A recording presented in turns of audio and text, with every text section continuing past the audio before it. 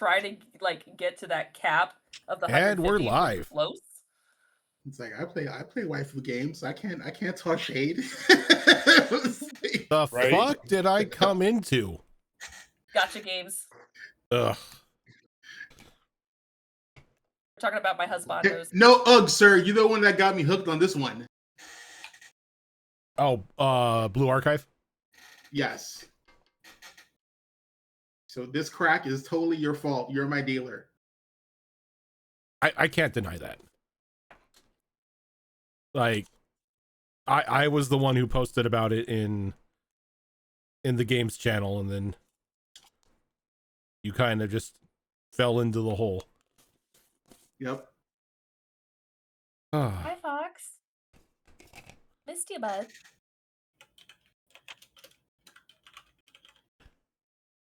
He's trying to find the unmute button. That's exactly what I was trying to do. I can see the struggle in his eyes. So I'm just like, fuck, where is it? It's like the look on your face was priceless. Just like fucking. I'm like, I know what's happening. I'm sorry, bud. It's just one of those days. Deer in the headlights. Girl, I worked for maybe 2 hours by myself, and by the time like shit started hitting the fan, I was like, 4.5 more days. 4.5 more days, and then 2-week vacation. The problem that I've been having lately is that I've been getting home literally just minutes before we go live, which hasn't been a problem in the past because I kind of choose when I want to go to work, but I can't go to work until everybody has vacated the buildings that I work in.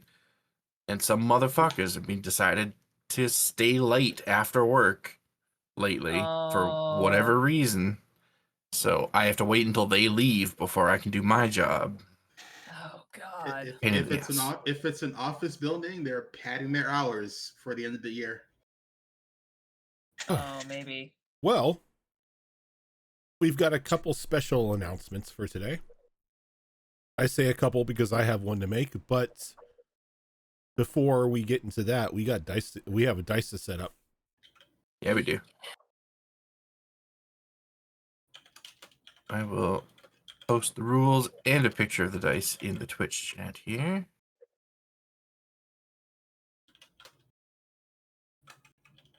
I should probably open up Twitch. I have not done that. I have been greatly distracted. So that is the set of dice that we are going to be giving away today, and I will go over the rules real quick. For those that cannot see them in Twitch chat for whatever reason.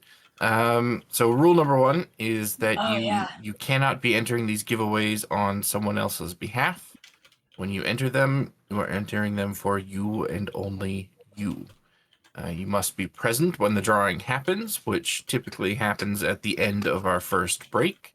So you will have ample opportunity to get in on the giveaway. If your name is drawn, you must tell us what it is that you won. Just by saying dice or anything of the sort. It's just to show us that you're paying attention. And you must also be a member of our Discord, because that is how we are going to contact you to get your shipping address and such once December comes to an end. And then, of course, finally, you cannot win more than once within a week, and you cannot win more than twice total. If you don't know how many times you've won, you can always ask me. I've got it all on a spreadsheet here. I'm happy to tell anyone that has forgotten. But give me 2 more seconds here, and I will be opening up the giveaway. How many dice are left? You don't mind me asking. 8. 8? Okay. So we should probably give away. We should probably give away 2 dice a session.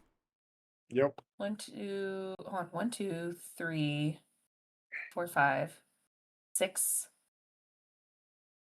7. We have 7.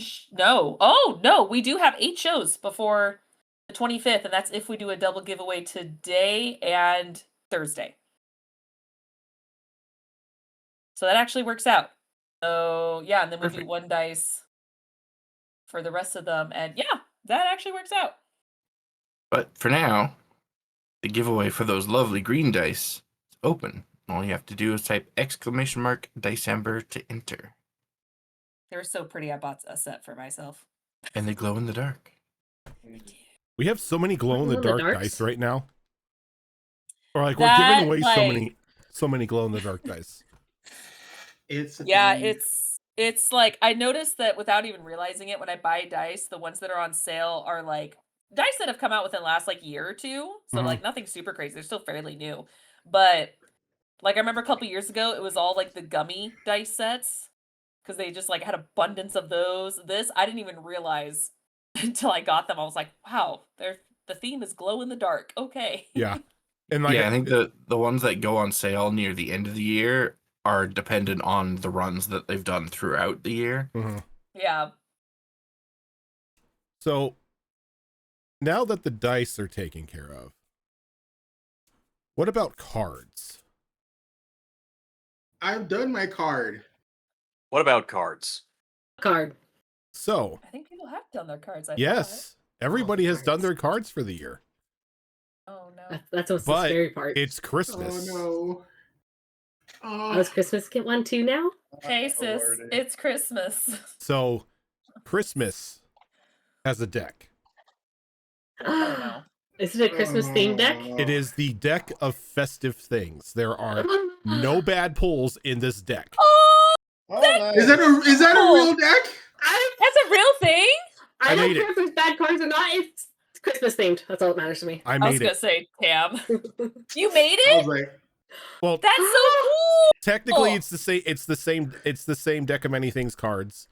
I just went That through you home it. I went through okay. and I took I- out I was all of about the to make bad an emergency cards. purchase right now. Right. Still- That's cool. That's so cool. That is though. a very cute name that you came up with as Yeah. well. I like it. I love it. So there are 29 cards in this deck. Oh, my. Everybody who is in one of my games this week, and like Tricorn, because Tricorn's on vacation, and all I don't think we're missing any other D&D games other than that, because we've got Weewa on the weekend.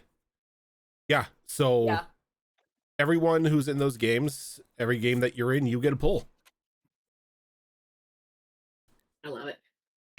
Character cards ready. There I feel are like I need to get the character cards ready. Oh yes, you're gonna need to get character cards ready because there are stat increase cards in here. Yeah. Oh Jesus. Yep. Let me get it open. I Prepping. apologize if I get another stat increase, Sorrow. Well, that's why I have it open, so it's all good. So who wants to go first here? Fox.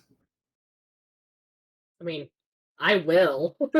Say, Tam, Just to say apologize Fox. to you. It's a Christmas thing, Say, Leave me the look alone. Fox is giving me. So Gilly, okay? Fox is I still look big, but I love directly it. at you on my monitor. Gilly, this is how this draw works. You Okay. are going to draw 2 cards and you are going to pick one. Oh, okay. I'll let you know what Oh. each card does, and you could choose the one that you Aw. want. Okay. Cool. So there are 29 cards in the deck, so I need to know which 2 cards you wish to pull. So let's go. Fuck it. Let's go top and bottom. You want to do top and bottom? Mhm. Okay. Oh, and by the way, the wish card Makes is a list in of here. it. Oh my. Ah, Been a hot minute since I've gotten that for a character. Interesting. know. Okay. So, Gilly, Okay. for tonight, Asha has drawn. Give me a sec so I could get to the page here. Oh, nah. Look, don't be doing things. Asha has drawn the staff and the temple. Okay. Interesting. Ooh. The staff card. A rare or rarer magical rod, staff, or wand appears in your hands. The DM chooses the item. Or temple. A deity or entity of similar power becomes bound to aid you. At any point in time between drawing the card and when you die, you can use your action to call on this entity for a divine intervention, and the entity is bound to answer. The parameters and nature of this intervention are chosen by the DM. If you die without having used this intervention, the deity fulfills its obligation by casting resurrection on you. Oh, this card. Once the entity Yeah. once the Bob's got entity that card. Yep. Once the entity has answered your call for divine intervention or resurrected you, they are no longer bound to aid you.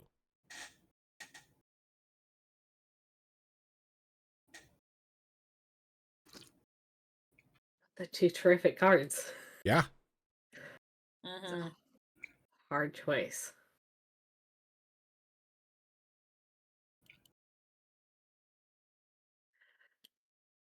But I feel like with all the shit we've gotten up to, the second card's gonna pay off for us.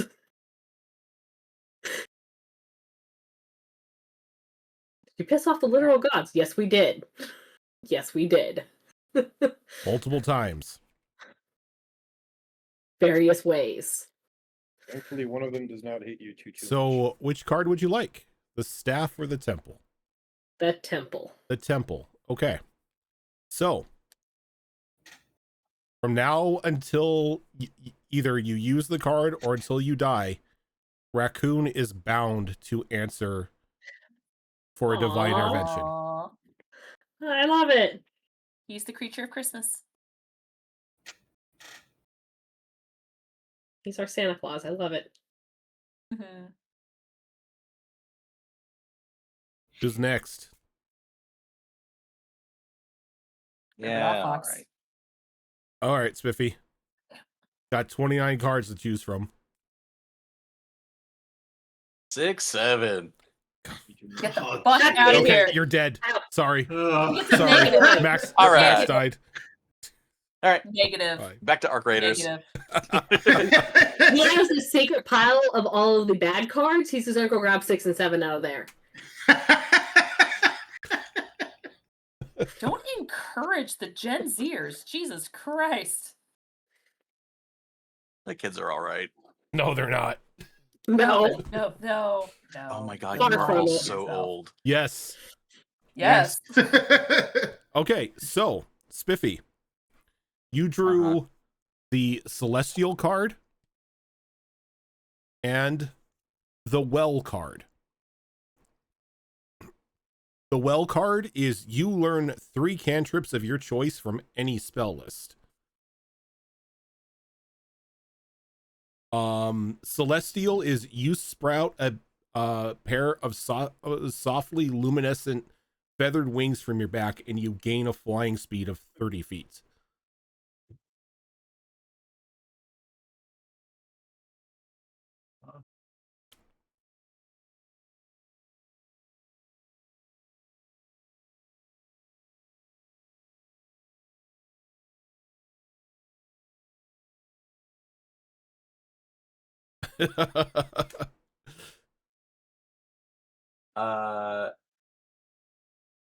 Yeah, no, I'm taking the cantrips. Okay. That is, you could choose 3 cantrips from any spell list. So the gears in your head rolling as you were thinking about flying barbarian. Oh, just immediately. I'm like, I was like, I pulled up. Well, so I like pulled up D&D Beyond real quick, right? And I'm like, I scrolled as far as Booming Blade, and I'm like, done. I'm Good taking one. the cantrips. Booming blade, green flame blade. But I keep in mind this also applies to the Midgard spells and those found in Deep Magic. Oh, Yep. Yes. Yes. I can give you links to both of those books if you need to, if you don't already have them. I own them. All right, who's next for the festivities? I mean, 3 is a magic number. I guess I'll do it. Okay, Azarin.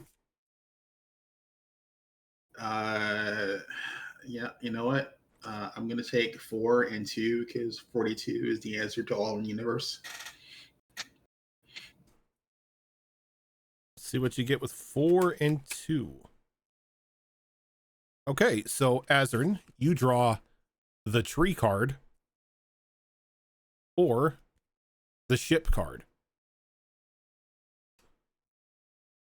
I don't know why I closed my book. So Isn't the ship card an actual ship? So for the tree, your skin immediately becomes rough like tree bark. Your base AC now equals 15 plus your dex modifier while you aren't wearing armor, but you have vulnerability to fire damage. This transformation can only be undone by a wish spell, divine intervention, or similar magic. The ship. You gain proficiency in 3 skills chosen by the DM. I love that one. I don't want to be set on fire, so I'm taking the skills. The AC is cool and all. Yeah, but it's just aren't you Sun Soul? You use fire. Yeah, it's like I would set redundant. on fire. Let me pull up Toki's character sheet here. And let's give Toki, let's say, perception.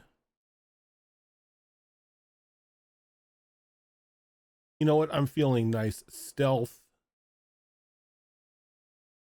And let's do history for the 3 skills you have proficiency in. Take it. All right.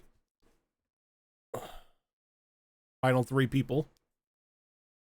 Who all is up next? I'll go. Okay, Zorro. You got 29 cards. Let's do let's do 8 and 15.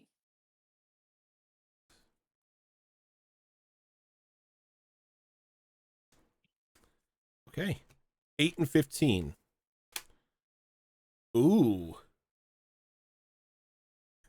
Zorro. You draw the mine. Oh. And the ring.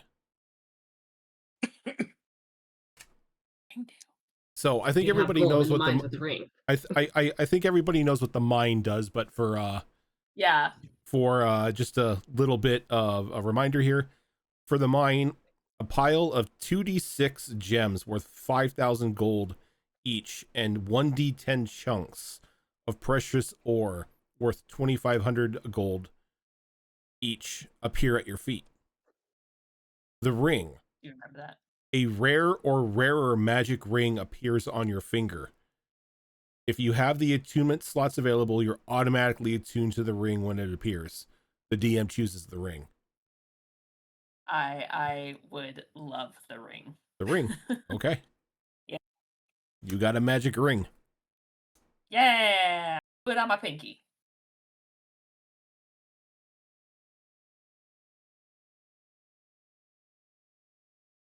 So, for your ring, it is a ring of festive cheer. When wearing this ring, you can immediately end a fear effect on an ally that you can see. They don't have to make a save. You can cure a level of exhaustion. You have advantage to any fear or charm saving throws you need to make. And once a day, you can make enough mugs of hot chocolate for every one of your companions that, when consumed, will give them advantage on their next roll. Shake your head, Max. It's just bland cocoa because it's from Kylus. I don't know how you make cocoa bland, but it's not even that. It's like rationed, it's like a rationed packet of Swiss Miss with way too much water, and they use one packet for all the cups. Like like it's like military grade Yep. cocoa, so it's like just ass. Not even made with That's real awesome. chocolate. Not even made with real chocolate, just powder. That's all it is, just powder. I was muted. Nope, do Ibarra. Yep. You want Mexican chocolate? Go get it. Yes. Don't get Aralita. It's fake. It's made in fucking Switzerland. It's distributed and from Mexico, but made in fucking Switzerland. Don't let the granny fool you. Okay, it's chocolate from Switzerland. I'm not gonna say no to that. I mean, it's chocolate from Switzerland. Yeah. Yeah. All right. It's the crap chocolate. You had me at it's chocolate. True. Fox or Tilt? Who's next? Go ahead, Fox. I'm eating. All right, I suppose I can not be last this time. All right, my mouth is full, bro. I will take 5 and 6. 5 and from 6 the top.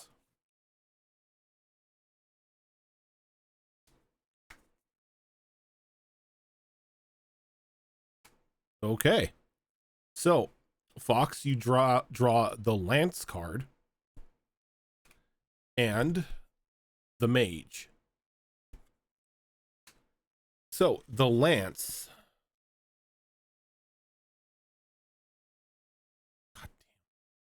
Lance card. All of your ability scores increase by 1 to a maximum of 20. Or the Mage card. Your intelligence score is increased by 2 up to a maximum of 22.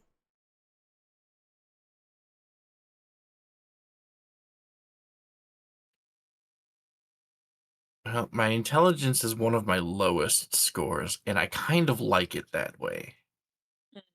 So I think I'm gonna go with the Lance. Okay, so every one of your ability scores increases up by 1, up to a max of 20. Awesome. That's pretty awesome. Yeah. That is, yeah. And I get that. I When I mean- have a dump stat, I usually leave it alone as much as possible. I only have one ability score that's an odd number, so it's only going to change the modifier of one of them, but that does bump my strength up to 21, since my strength's max is 22 right now, which will allow me to take a feat on the next ASI instead of having to take an ASI. Yeah. Your dex actually goes up. So Yeah, my dex is the only one that actually has the modifier impacted, but worth it 100%. How's your that affect AC your is AC? 16 now, I think. Depending So- on Depending your on the armor. armor. Tilt, Yes, boss. you've got 29 cards. You know what we're gonna do? Do me a favor, shuffle everything, and then heart of the cards from the top and heart of the cards from the bottom. Let's go. So you're just gonna copy someone else. All right. Copycat. I always heart of the cards. You always hearted the cards. Well, Think no, about it. no, this Almost is true. every single, No, this is almost true. every single draw I've had you top deck them. You and I both hearted the cards. This is true. Yep. Okay, well, the heart of the cards has paid off. Hey. So, you got the book and the dragon. Oh, no. Remind me what those do. I haven't decked So- in a while. The book. You gained the ability to speak, read, and write 1d6 plus 2 languages of your choice. Or the dragon. A dragon egg appears at your feet and immediately hatches into a dragon wormling. The type of dragon is chosen by the DM. The wormling views you as its parent and is staunchly loyal to you and your allies. Well, you know what I gotta pick, Martin. Like, The book? Everyone's copying me. I've wanted a pet for like God knows how many campaigns, and I never get God, one. So I'm Demon. grabbing it today. Demon. Just a red dragon. We're going dragons, bro. Red dragons are cool. I'm not complaining. It's gonna be what it's gonna be. But yeah, Dangerous no, as fuck, but yeah, they are cool. but I would definitely like the dragon. Okay. Give me one moment. I will tell you what dragon you got. Meat. Ooh, is it like the base dragons or like you pulling out the Dragonomicon? No, he always pulls up the big one. I Mhm. spent money on the Dragonomicon. Thank you. I'm gonna use I it. just He had gonna use the whole I had Dragonomicon. to ask, yo, because I'm just like, yo, Well, because 'cause there's some dangerous dragons in there. Man 'cause we paid have for the a- whole. Oh, sorry. Go ahead. Because we have a Cass has a fairy dragon, Mm-hmm. and I have a mithril dragon. Yeah, man's paid for the whole we go Draconomicon. off. Man's gonna use the whole Draconomicon. Like I have all these dragons at my disposal. I'm gonna pick red.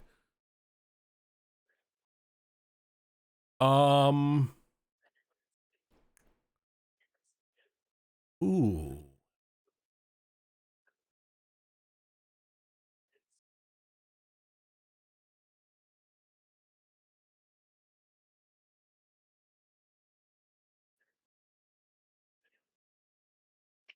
So, this strange dragon appears at your feet realm. This little dragon egg that immediately hatches. This small, whitish looking dragon with a little bit of fur on its body. Its wings, the wings spread out, almost look like you're looking at just the night sky full of stars. As you have a boreal dragon wormling. Oh wow. Oh wow. Nice. Pretty. Yeah, boreal dragons are gorgeous. Never had an excuse to use one in a campaign, but I've been itching for the opportunity. Which surprises Yeah. me, seeing is like where they normally hail from. You think we like encounter a couple of them in Sonata. Well, I've got plans, but hasn't happened yet. Boreal dragon spoilers. Great. Nice. I'm excited to see what this thing does. That's gorgeous. Wow. So, with that out of the way, we can go ahead and put this away. Mr. DM, sir, I have some additional questions. Yeah. What's my spellcasting ability as, a fighter barbarian? I would probably say strength. Yeah. Yeah, Mr. I'm dex based. No, because Yeah, that's not it good. technically would have to be one of the. It would have to be intelligence, wisdom, or charisma, as it is still casting modifier.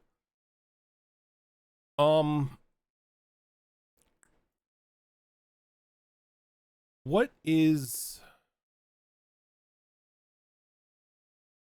You've got pretty decent for all three. Let me actually. find Max's character Mhm. sheet here. Should I just base it on whichever class the cantrip is from? Let's go ahead and make it let's go ahead and make it your intelligence. Okay. Well, these are interesting dragons. Yeah, they are. And I guess are we just saying that I'm level 7 spellcaster for all intents and purposes? Um Well, cantrips level up y- based on your overall level, not your Yeah. spellcaster level. So yeah, so okay. so if it says like at higher level, blah blah blah, fifth level or whatnot, you would technically already qualify for that upgrade. Cool. Yeah. Cool. But speaking of dragons,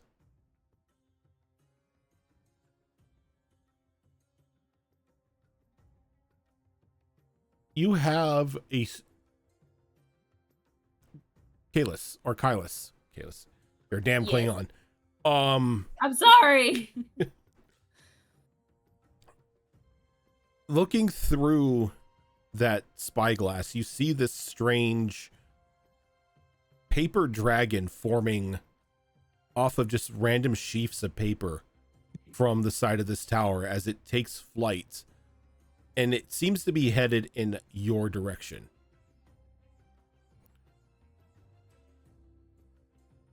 Yeah, he will immediately alert everyone, and he'll say, "Okay, well, part of the tower, shredded off like literal paper, because there is a paper dragon heading our way. I have a weird notion that we don't need to panic, but I say be prepared. Maybe prep fire." So be prepared to panic. Got it. Well, no, just be prepared in case it lands and it's an actual, like, magic paper dragon that wants to eat us. Or if it's just a messenger. You know, paper airplanes? Did anyone do that growing up? Paper. No. How much damage could it do? I mean, Been have you had a sliced by paper paper? cut? Man. I mean, yeah, they sting, but that's hardly life-threatening, I think. Imagine 1,000 of those at the same time.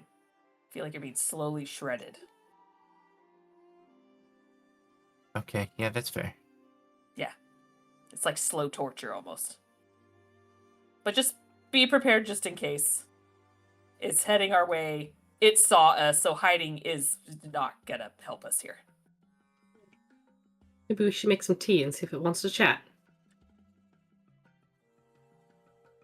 Sure.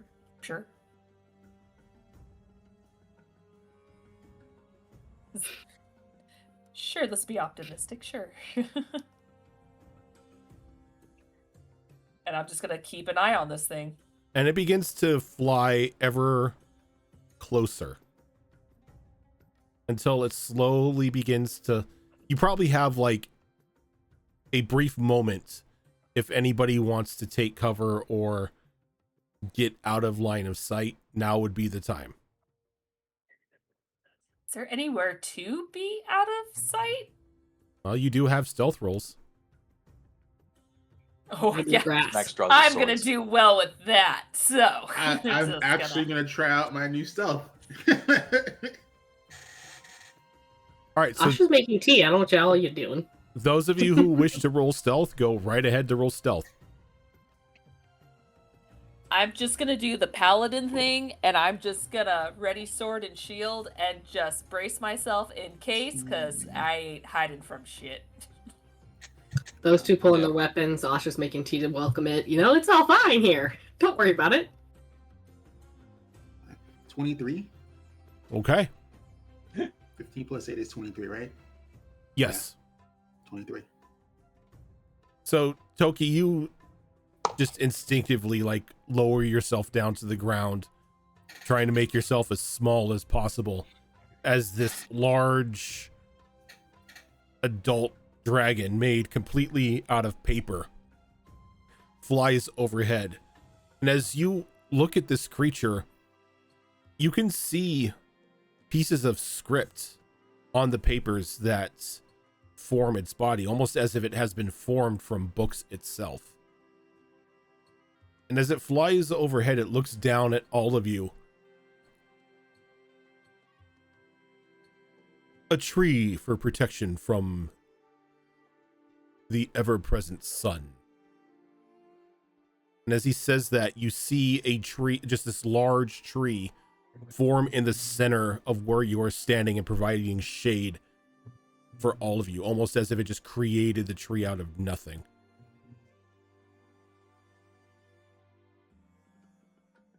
And as it like kind of banks around, the dragon sort of explodes into a torrent of papers that quickly change into just a flock of doves, and they begin to fly back into the city.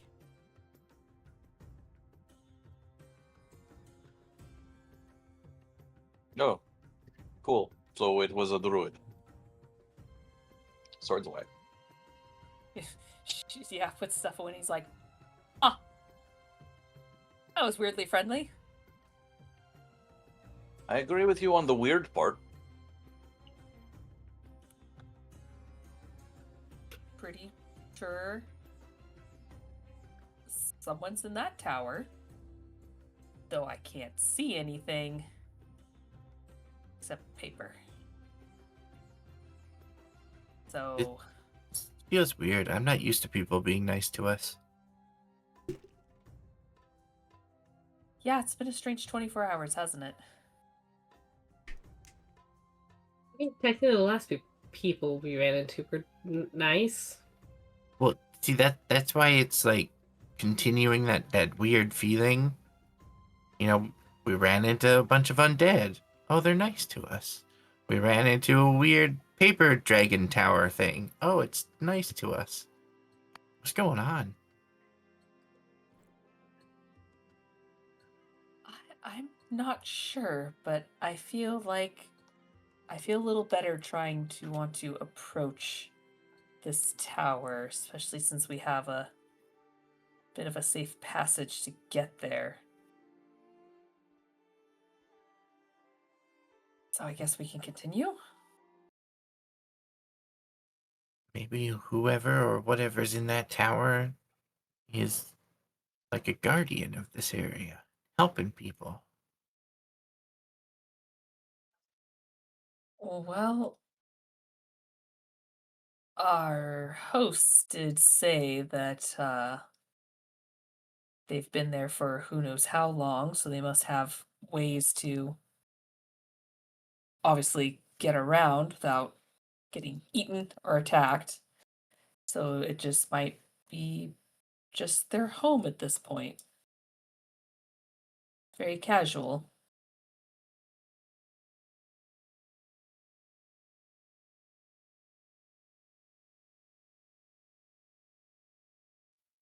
Do we want to rest a little bit underneath this lovely tree it made for us? Don't see why not.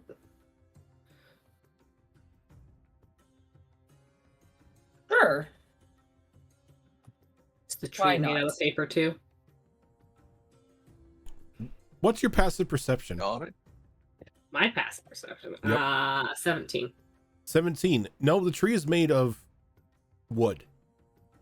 Though something seems off about the tree. Some trees have sap. Well, all trees have sap, but this tree in particular seems to be leaking ink. No, you made me ink. God damn it. I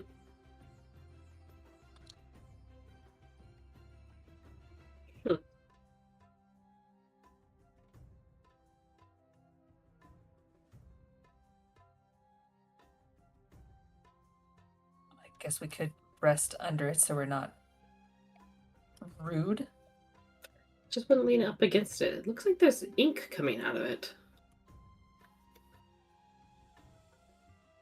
Could I, between all the kits that Asha has for healing surgeries and things, I'm sure she has some sort of vial. Could you just take like a small like test tube vial amount of ink from the tree? Sure. You can go ahead and mark on your character sheet that you have a vial of enchanted ink. I actually had the same idea. I was just looking at my calligrapher's tools and was gonna pull out the ink pot and fill that up. Okay. Ooh, never-ending ink.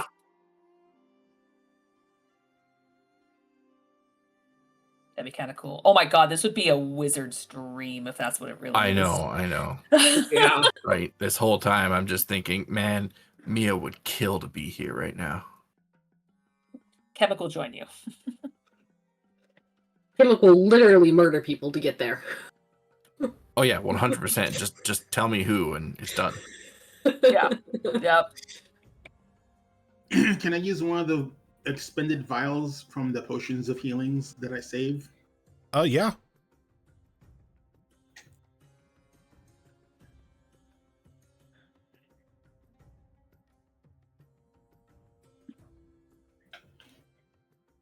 She'll hand out tea to everyone to not let the tea go to waste. She's a little disappointed she didn't get to have tea with the dragon. So, two things.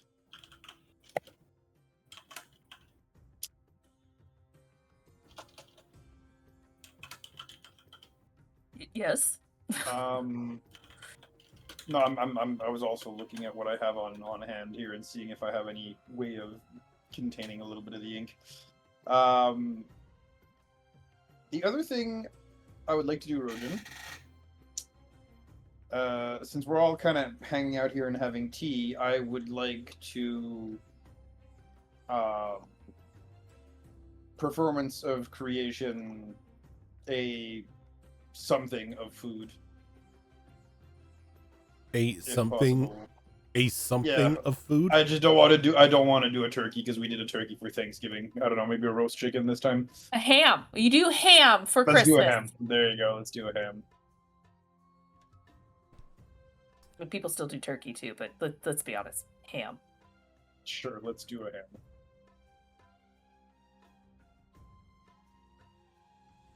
And we're gonna probably feed a sizable chunk of it to this royal baby wormling thingy that we just got. Okay. And Sure. like the carnivorous little thing that it is, it just tears into the ham, you know, meat, bone, and all.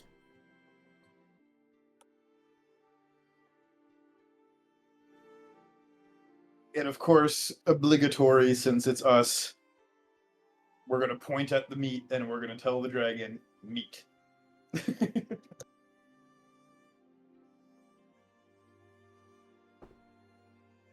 The dragon kind of just like looks at you and nods. We nod back. Doesn't have to say it as long as it knows what meat is and what meat means. So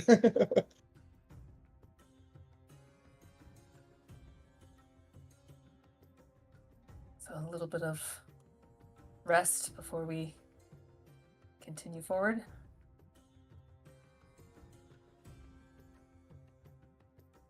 What time of day is it right now? It's midday, Early, I believe. Yeah, it's like it's early to midday.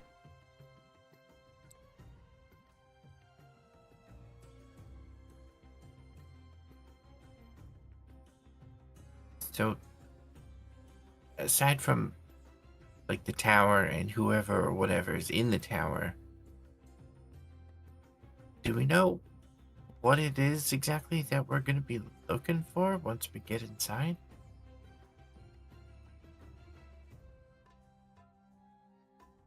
No. I think that's the mystery.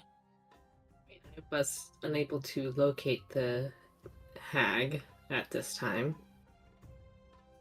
But she could always come back, or maybe she's hiding a little further outside the range of the spell. Seeing how we are in the outskirts of the town.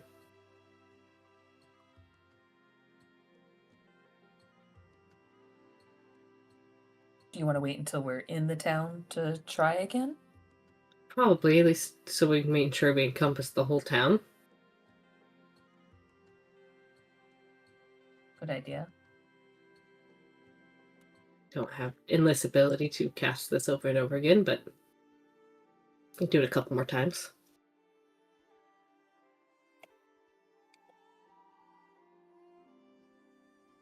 Right. Well, the plan is to definitely stay on guard. Since, well, technically we have passage in, but it doesn't hurt to just pay attention because of the undead hordes within. So just keep a head on a swivel. Yeah, and this passage is just supposed to give us some modicum of protection from the undead, right? There might be something other than undead in there too that doesn't have to follow those rules. Yeah, that's why I'm saying be careful. When we get close to town, we snap these pearls, and it's supposed to leave kind of an aura around us to know that we're spoken for, I guess. That's how he described it. Technically, you just carry the coins with you, and when you wish to dispose of them, you snap them. Oh, that's what it was. Reverse. Okay. Yeah. If you were a mean DM, you would not have corrected us on that, and we would have Right. broke our protection right before we went in. Yeah. Yeah.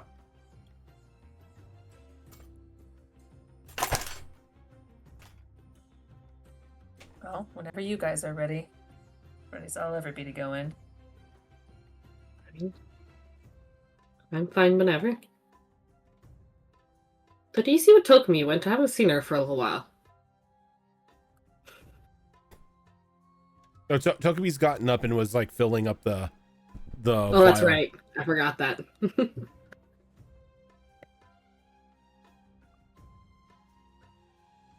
Okay.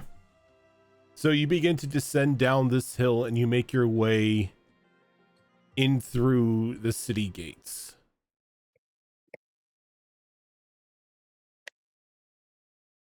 And at some point in time, the city probably was beautiful.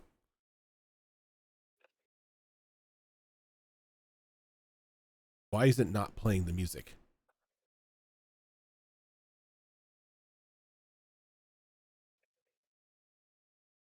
Give me a second. Like I'm trying to play some music here and it's just like, it shows that it's playing. There we go. But now plaster on the buildings is beginning to break off. The streets are covered in filth and gore and other questionable materials. The utter smell that just invades your nostrils is nauseating. And it just feels as if crossing the threshold from the gate into the city itself almost makes you feel as if you are in a constant sense of danger. Adrenaline beginning to like pump through your bodies, almost giving you a sense that something is hunting you.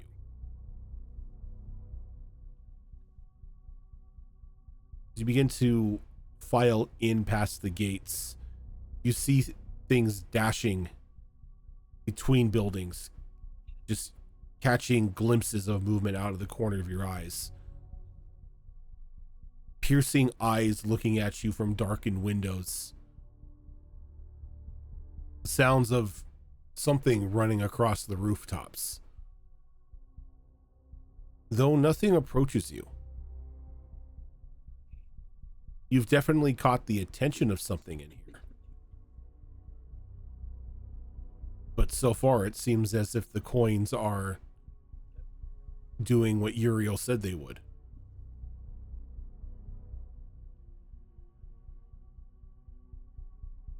Now, are you making your way just directly to this tower? That might be a good idea. I mean, it is towards the center of the city, so that makes sense. Best place to cast a spell from. I mean, we're told if we have any questions or need to know more, that tower would probably have the answers. But also, as we do make our way towards the tower, I'd like to keep an eye out for either any buildings that look like they stand out from the rest, as in like they're in unnaturally good repair, or also any place that looks like it might be a crypt or a graveyard or something of that sort. Go ahead and give me a perception check.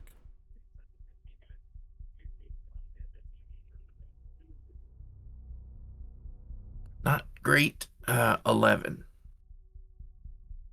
As you're moving through the city, you notice that there are some buildings that are in better condition than others, but not to the point to where they're standing out. They may have been built by a more skilled laborer than the other buildings, or the building is just in an area that just got lucky and hasn't started fully rotting away just yet. in regards to graveyards, it's very hard to discern what is and isn't a graveyard here anymore. There are various body parts strewn about the streets.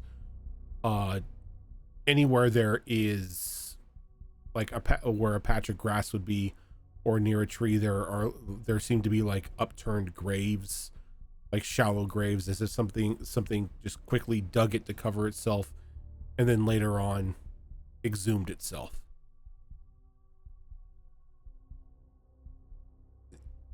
Going through the city,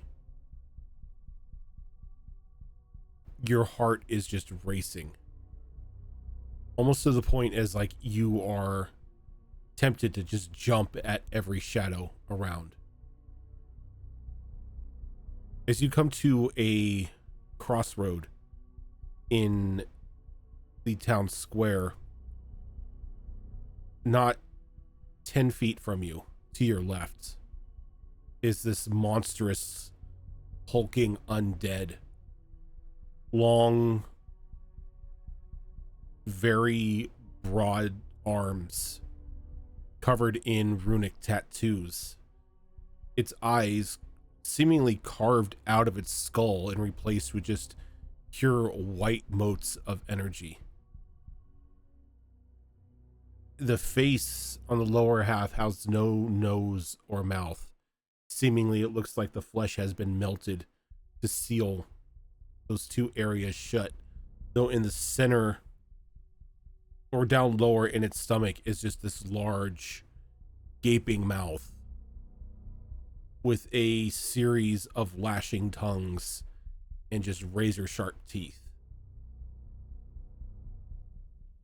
And its eyes lock onto you, looking at you.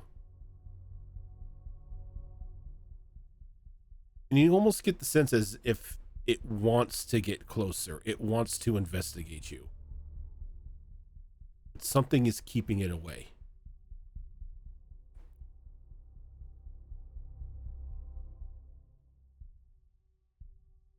Yes, we know our protection works.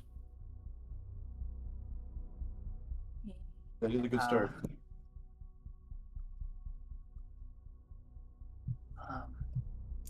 Doesn't make this any less unsettling.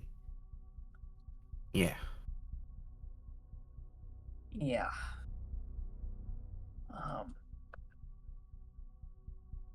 Definitely keep an eye out, just in case. It's definitely weird. These undead look a bit strange. Do you think the hag may have modified them? Look like this. Like this is part of her projects? Suppose it's possible. She was doing gross things like this in that lab of hers. What a put past her.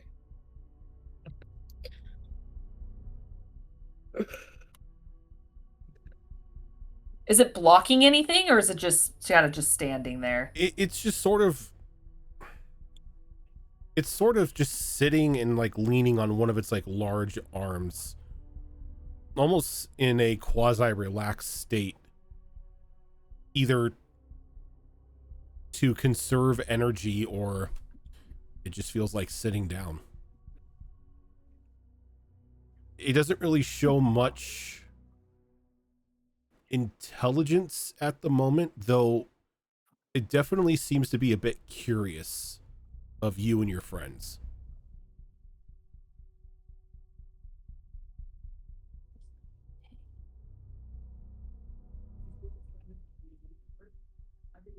Best to keep walking. As you begin to walk, you go to move across this open market square, and you get to the next street, and you begin to hear the churning and clambering of the stone road underneath you, and in front of you begin to move and reshape as the buildings in front of you begin to move and rearrange themselves. As a low hum begins to fill the area. Every now and then you see just a sheaf of paper sort of passing by in the wind.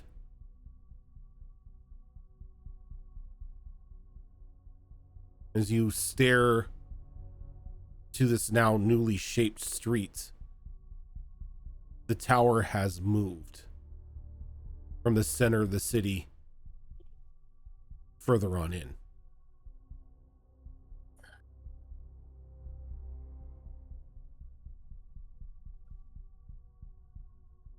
You think who's ever in there is toying with us, testing us? Maybe it was an optical illusion that it was in the center. Is there any way to tell that? To be sure? Not without To at least, not without leaving the city and going back up on that hill to see if it looks like it's in the center again.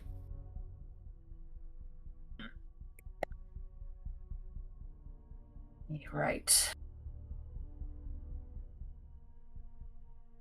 All right. I guess we play catch up then. Unless someone else has any other ideas.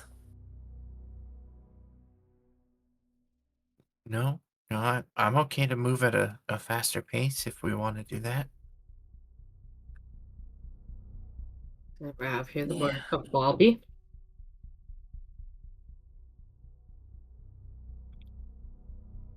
All right. Let's keep going then. You continue to move through the city itself.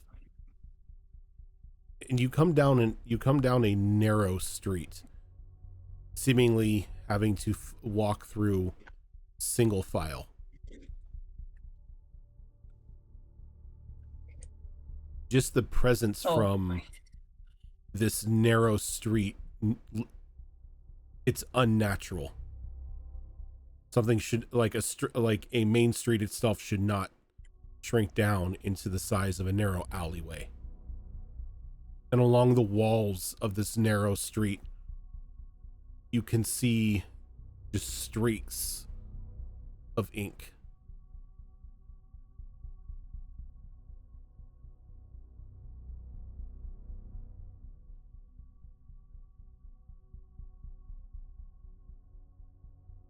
I wonder if this is a strange signature or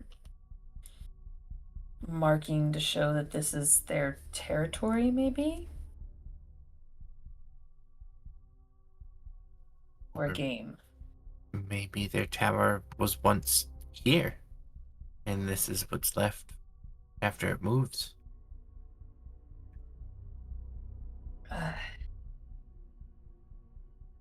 Possible. Hard to tell until we keep going. Head on a swivel. Who's going through first? Max. Who's You going? know what? If that's the case, I'll bring up the rear. Who's going after Max? This is an important go. question. I'll go after Max. How far are you letting Max go ahead of you before you enter into this alleyway? I think I'd only be like 5 feet behind him. Okay. Who is after Sylvia? Toki, how far back are you moving? I should say, how far behind Sylvia are you allowing before you go into the alleyway? 5 feet. 5 feet? Yeah. Who is after Toki? I'll go next. Okay, Asha, how far back are you? How much space are you giving Toki before you enter into the alleyway? I'll keep the same distance everyone else has. 5 feet? Yep. All right, and then that would if Kalis is Kylis is bringing up the rear, that means Realm, you would be next. How much space are you giving Asha before you move into the alleyway?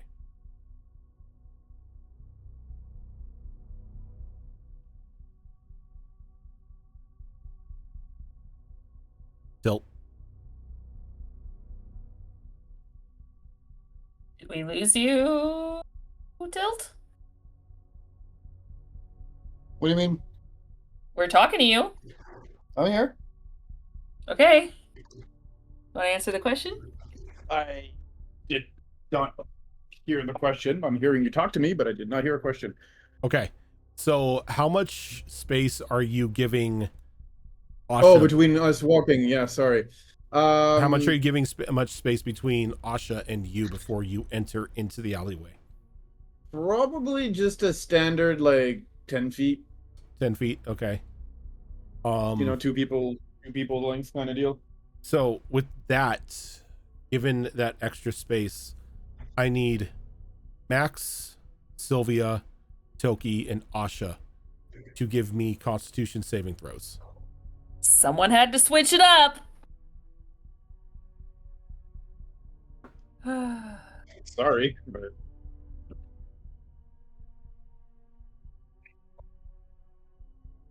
I don't know how he. I'm sorry, not Constitution, Dexterity. Dexterity saving throws. Oh man, you just changed my roll from great to shitty. Change my roll from great to maybe. You guys aren't close enough to me to No. do any rolls. No, because you have to be in the front or the back. Well, if so we're gonna get ambushed in the front or the back, at least have someone that could take hits willingly. All right. Toki, what'd you get? 19. 19. Sylvia. 12. Asha. 16. And Max. 17. 17. So as the four of you enter into this alleyway, seemingly only activated by the distance given by Rom to Asha, ink begins to spill out from like the cracks in between the brickwork as these hands comprised of entirely ink lash out at you from the walls. Asha, Toki, and Max, you're able to fight them off and get through this alleyway. In the chaos, you don't see what happens to Sylvia, though both Realm and Kylis, you see one hand latch onto Sylvia's wrist and like pull her towards the wall, and as it does, other hands begin to reach out from the wall, grabbing just various portions of her body as a final hand comes over her mouth and pulls her into the wall itself. I would like to go transparent and move through everyone and into the wall and see if I can find Sylvia. Does transparency allow you to pass through the walls? It does. Okay.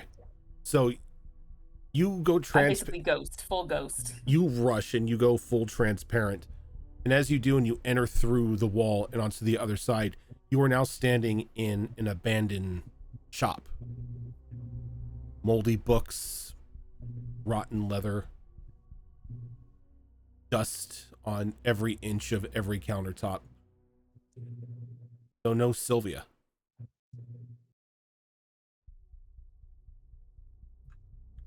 Shit.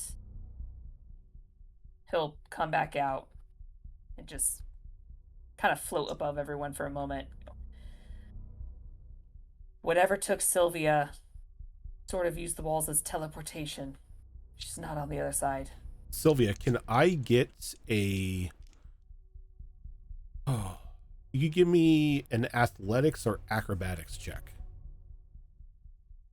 I will go with athletics. Very good.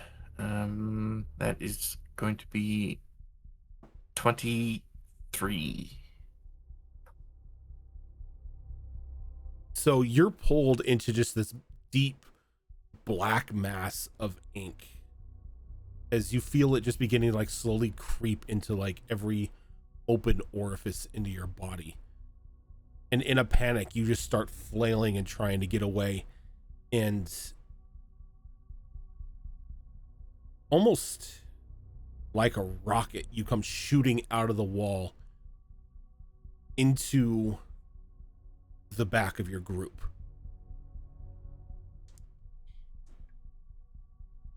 You are going to take 15 points of necrotic damage.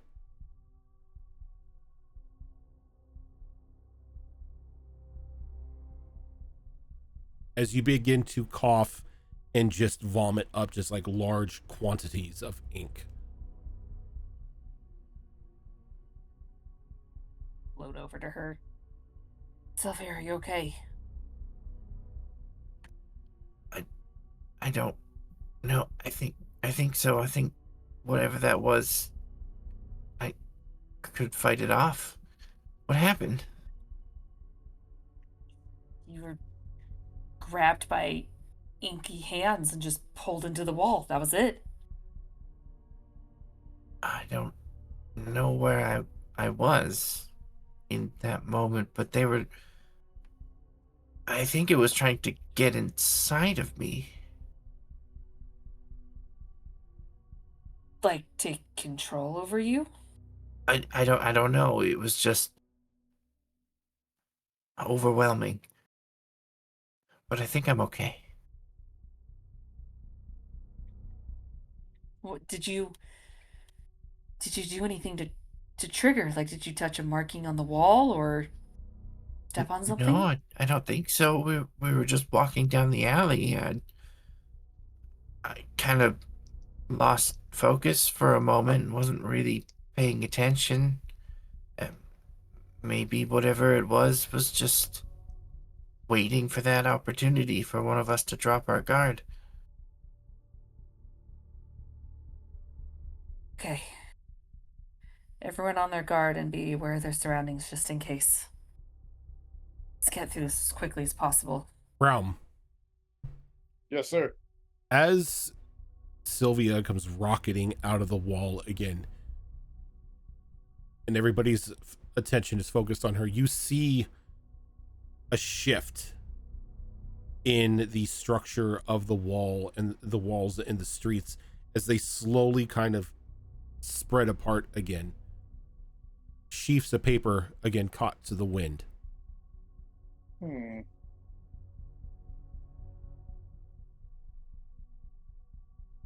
Interesting. Not sure if this should be happening. What do you mean?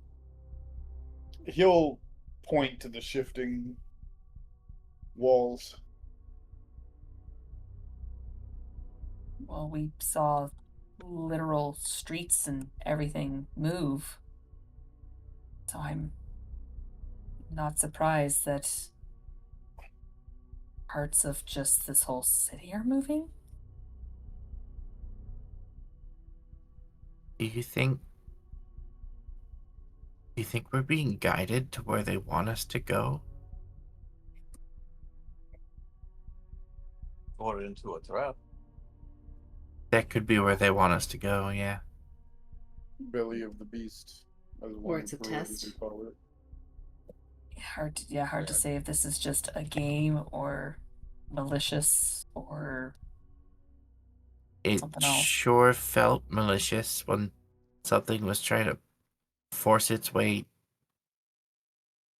in me. Yeah, that's That was fair. the kindest way I could put it. I'm sorry, Max.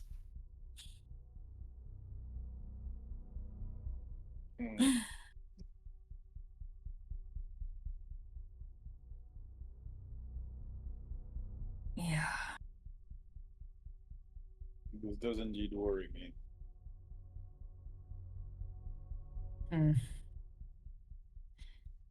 I feel like, though, we shouldn't stall for too long, because I feel that's when things are going to shift again. We may want to hurry. And Agreed. as you say shift again, you hear the rumblings around the city as you see buildings toppling and reforming, and streets sort of rotating in and out and seemingly fitting itself together as like some sort of giant puzzle as the tower moves to the eastern side of the city now. Do we need to keep going forward, or do we scoot back? Oh, sorry. Ann. Nope, you're good. It is now kind of back towards the way you just came. Oh. Shit. Okay. Everyone back up. Everyone back up. Stay Shimmy, shimmy. close together. This is kind of turning into a labyrinth of sorts.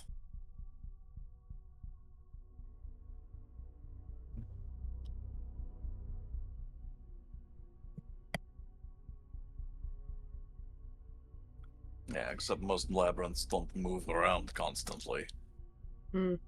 It's at this point in time I am going to call for a group survival check. Okay.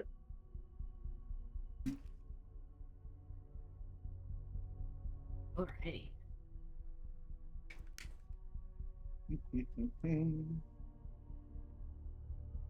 Oof. No. My dice were not nice. That was a 9. I'm going to go around the table here. Gotcha. Azarin. 23. 23. Fox. 25. Gilly. Natural 20 for a 27. Realm. 9. Catch me, guys. I rolled a 9. Spiffy. 14. And Zorro. I forgot to open up my character sheet. I'm doing that real quick. Well, I'll tell you right now, doesn't matter. Nat 1 for a 4. Oh wait, no, I have my extra plus. No, that's with it. Yeah, no. Wait, don't we get? Oh no, No, we it's on didn't. saves. It's on saves. Yeah, no. I answered my own question mid-sentence. No, Yeah, I meant more the cocoa thing and everything, but we didn't. You have didn't hot drink the cocoa. yet. No. Yep. So, He's new to this, okay? Right. you spend what feels the next 4 hours running back and forth through the city. Every time you get close to this tower, it all shifts and rotates and almost flees from you. Everyone here is taking a point of exhaustion. Joy. Maybe come back.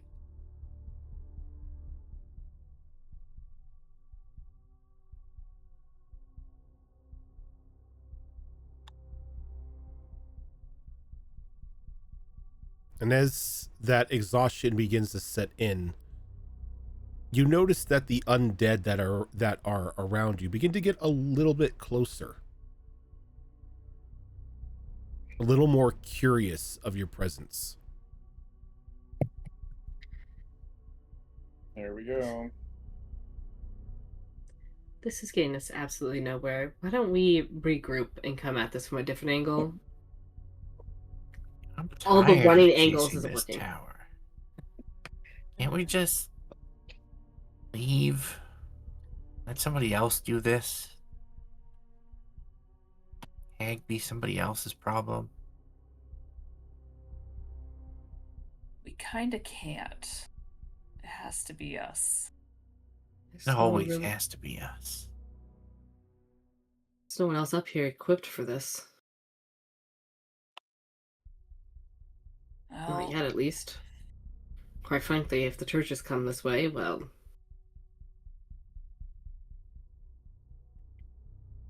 yeah. What if I Yeah. just, like, climb up onto the rooftops and then jump from roof to roof towards the tower? Something tells me it will still shift. But I'd be able to see it shifting, and there'd be like a beeline to it at least. No more running around in these stupid dark alleys with these creepy undead everywhere. Worth a shot.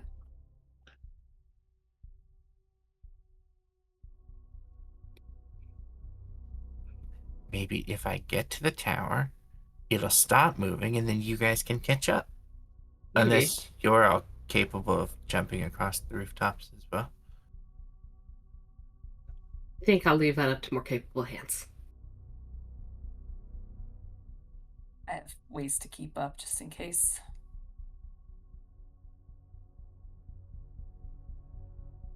Okay, so you're going to try to climb up one of these buildings? Yeah, I think so. Okay. Can I get a athletics check with disadvantage? You sure can. And my steadfast agility ability will cancel out the disadvantage to make it a standard roll. Okay. I'm a bird. I'm And a birds bird. do climbing and jumping things. That is 8, 9, 10, 22. Okay. So as you begin to climb up this building, you can feel just any handhold that you grip into sort of begin to liquefy and try to give way, but you're too fast. And you're able to beat the changing terrain of the building as you clamber up onto the roof. And as you do kind of situate yourself and you look out into the distance, and the entire area in front of you is a blank slate, save for the tower, maybe about 100 feet away. When I mean blank slate, it's almost as if you're staring at a blank sheaf of paper. So there's no buildings in that area, no other terrain in that area. There's no buildings, there's no terrain. So how close would I be able, traveling on the rooftops, how close would I be able to get to the tower before that blank slate kind of happens? If you jump towards the tower right now, there's nothing to catch your fall on the other side. Oh. No pressure.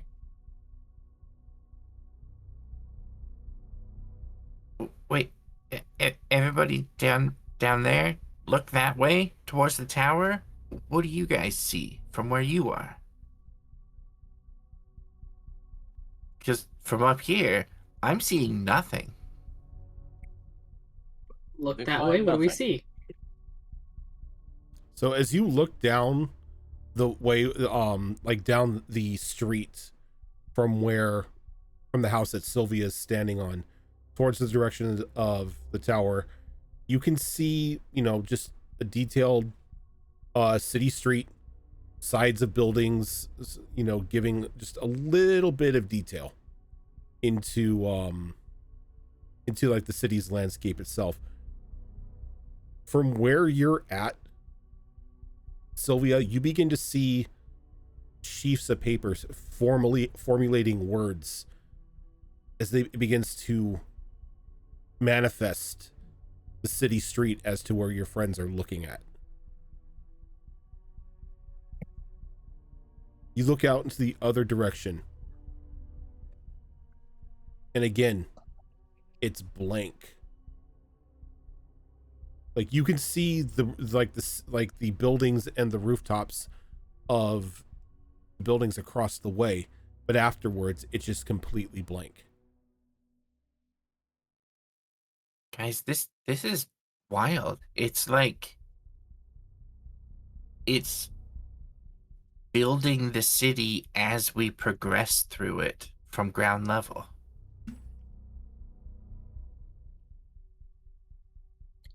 I think Rojan just needs to fix the render distance, but you know.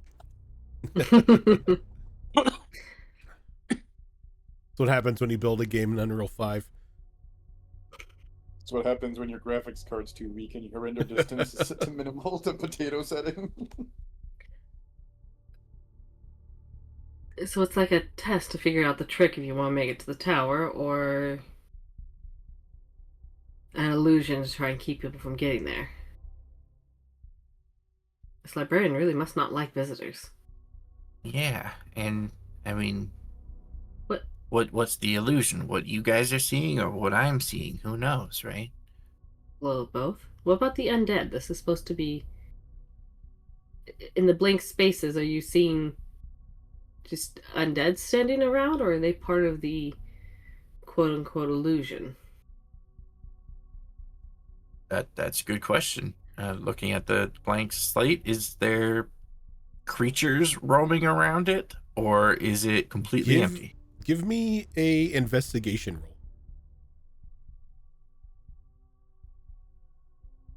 roll. Oh, no, that's a nat 1 for 1.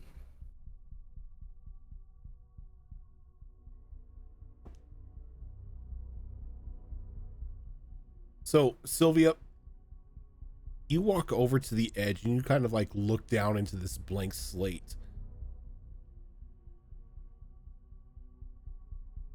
You don't see anything.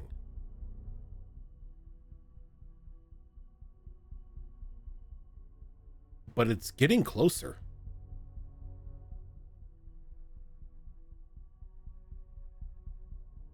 And it takes you a moment, and you realize that you felt something just a moment after you looked over the side, as something pushes you. And you begin to fall down into this blank canvas.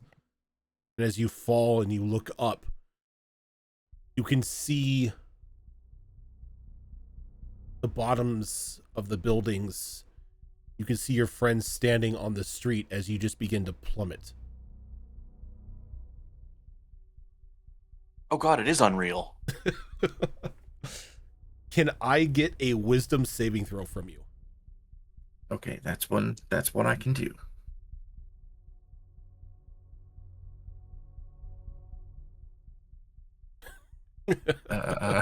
You want to rephrase that? Listen, I have a +7 to my wisdom saves. I'm proficient. I got a 9. Oof. Our dice today, man. I have put 4 d20s in jail already. Look, my dice are rolling really well, which means all the rest of y'all are cursed. Panic starts to overtake you. This shouldn't happen. You shouldn't be falling through the world. And you can feel yourself beginning to pick up speed as you begin to plummet into nothingness.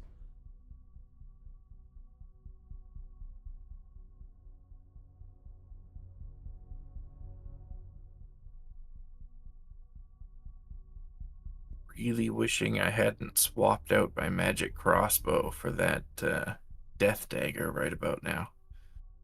And as you descend more and more, that image of the bottom of the street and the buildings gets further and further away. While you are falling, the rest of the group is standing in the city square, waiting to hear back from Sylvia, but you hear nothing.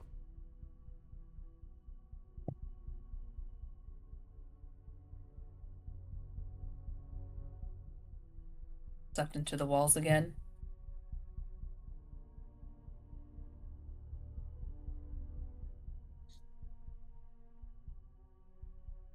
We better find out.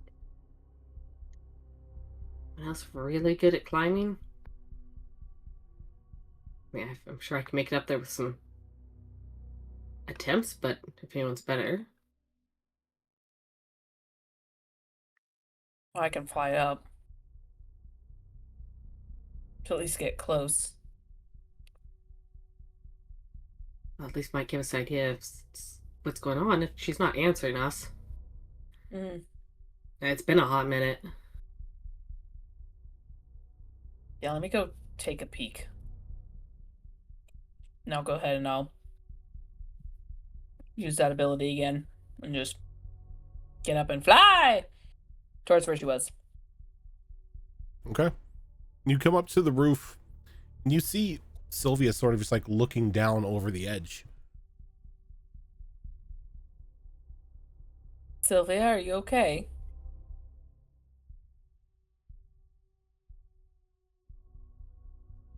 Do I Does she hear that? respond? You don't hear that. I think at this point, Asha will cast a spell to try and help with what she believes are the illusions here. So she's going to cast True Light of Revelation. What in the bullshit magic is this? Probably That probably magic. would have been a... Mm-hmm. As I'm just realizing I have this guy, so sorry. So a gold That's radiant. what I have. Thank you. Likewise, Thank you. any magical disguises Thank or you. illusions within 30 feet of you become feeble and transparent, and the illusionary nature of their illusionary... Okay. And if they move more than 30 feet away from me, then they go back to their full potency. So it's like a radius around me that just makes the illusion look illusion-y. If there is an illusion. So as you cast this spell, no illusions are pushed away. Okay. Everything seems solid.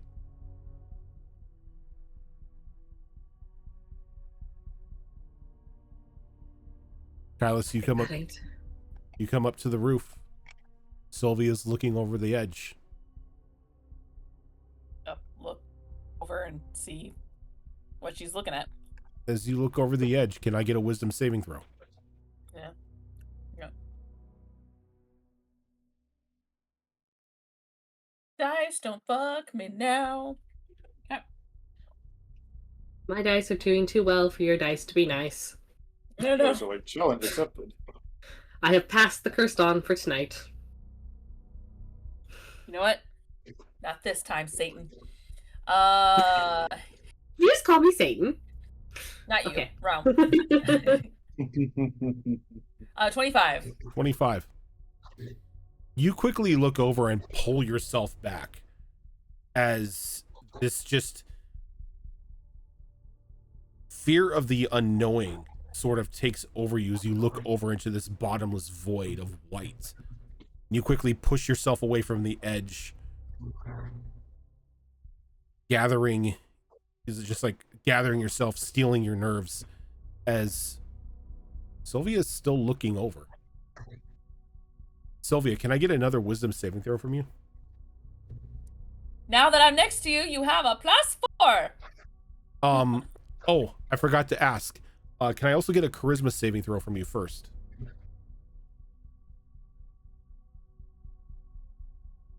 Well, that D20 just jumped ship and rolled right across the room.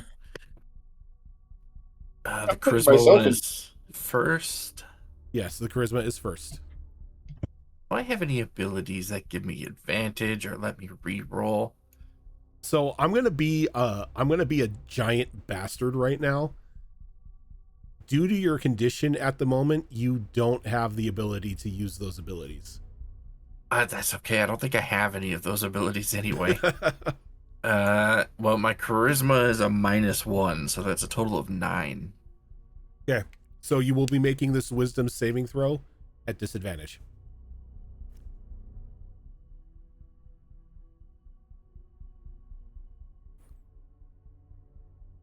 I mean, everything's fine. I just saw. You Fuck. said that? You either said that really loud that the mic didn't pick up, or you just mouthed it, but that was funny either. No, way. I was on push to talk, so I said it, but Oh. you guys didn't hear it. What'd you get? I got 8 on my wisdom save. Okay. Is that with the +4? Oh, do I get the +4? You still get the plus Does it four. matter on a nat 1? A nat 1? No, it does not. Oh. bitches and hoes. So on a nat No. 1,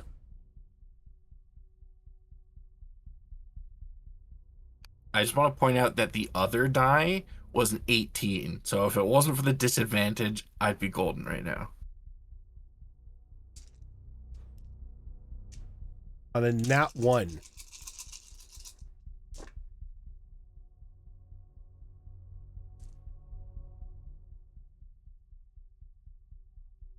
Well, we gonna die. Stupid. We're in danger.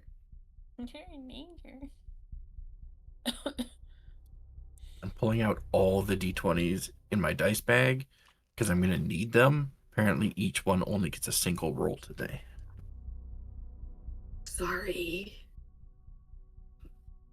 Apparently, I've passed you the curse for today.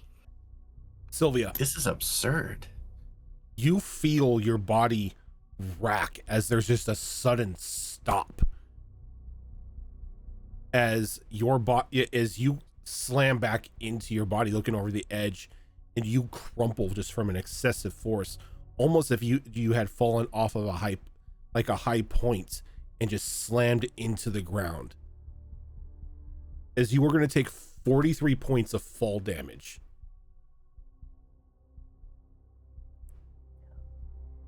Do I see anything from the body?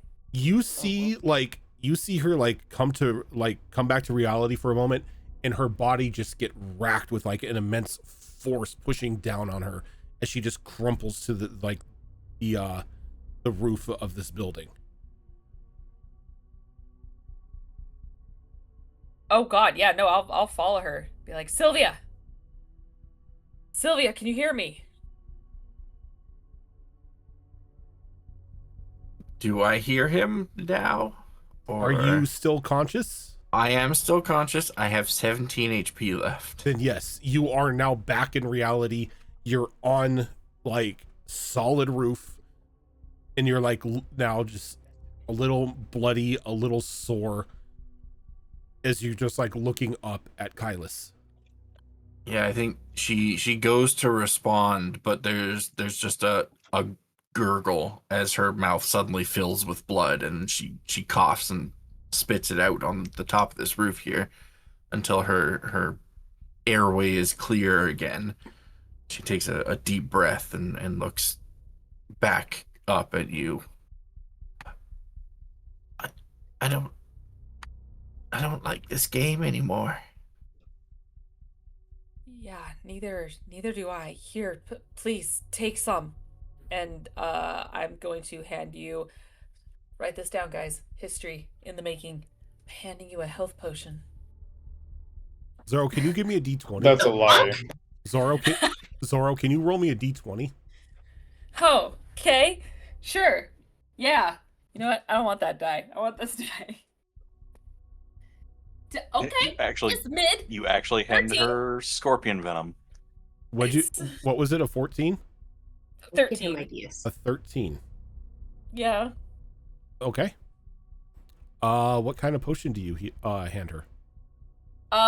Funny enough, I only have basic bitch. So it's the 2d4 plus 2. Okay. Is it 2d4 plus 2 or 2d4 plus 4? I wrote 2d2 plus 2. Is it meant to be 4? I Could never have been my mistake. I never remember which level of potion has which modifier to it. It's 2d12 plus 2 Okay. if it's a basic healing potion. 2d12? 2d4. 2d4 plus 2. 2d4 plus 2. You said 12. You said 12. Did And I I was say like, 2? oh, really? You The did. next one question up it. must be plus 4. Okay. No, it's Oh, really? 2d4 plus 2. We haven't been to very many towns, guys, so we just got the basic bitch, so. Well, I'll take it. True. That gives me 7 HP back. And I will also, I'm just looking to see what I have.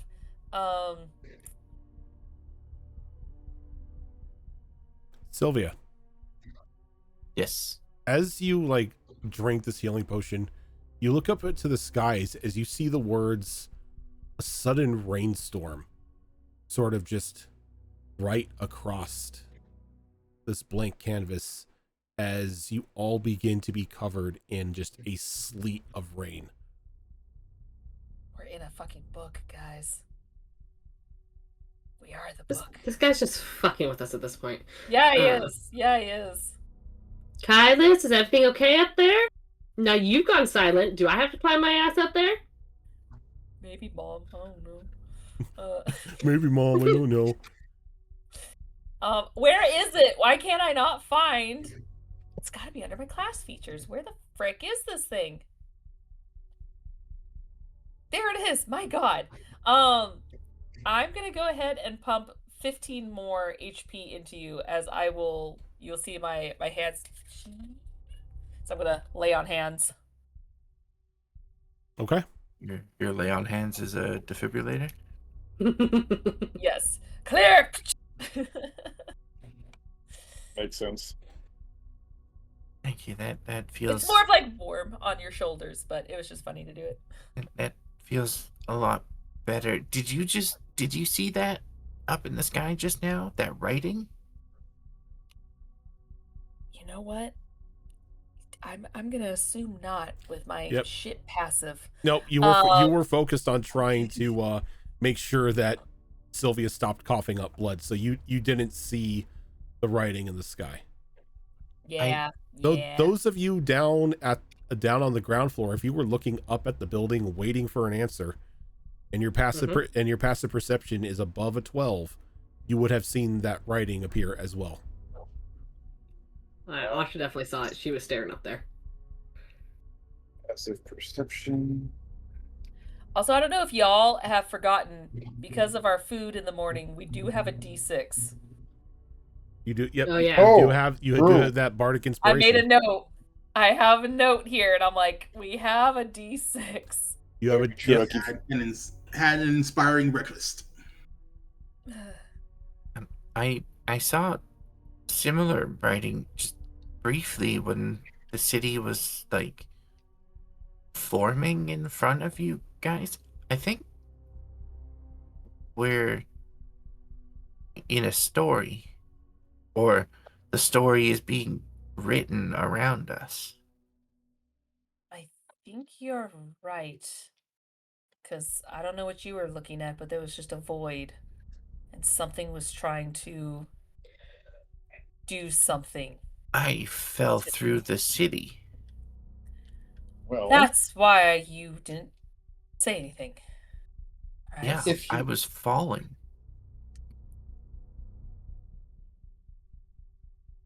We need to let everyone else know. Yeah, let's go back down to them. Now let Mom know. Like, I think we're in a story.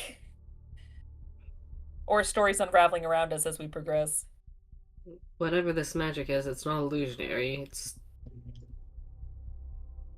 I want to call it real, but it's not illusionary. This could be Chemic. Chemic wanted to be a librarian. This could be Chemic. Chemic would fuck with people this way, too. Yeah. Just saying. It also kind of feels druidic, though. Yeah. Yeah, it does. I don't know if anyone else has any other ideas, but unless we full-blown leave the city, I can't tell if the city itself is a storybook or what, but I can tell you the city has to be real because the Lord and Lady mentioned this is a place they have visited before. They have been here. Or it just made them believe that. Maybe that's the story they got. I have another idea, but it would require me being able to see a door on the tower. I don't remember seeing a door. It was all kind of patchwork. Wait, you know what? I'm gonna try something. Maybe this is stupid. And he's just gonna say out loud, kind of looking up, saying like, I look for a door in the tower. See if anything's written. See if anything appears. Guy suddenly says you're an idiot. Just kidding. Give me an Arcana roll. Oh, oh, okay. That's actually tight. 12. 12? Yeah. Those of you who have the bottles of ink on you, as Yeah. Kylus shouts this, you feel your ink bottles begin to vibrate.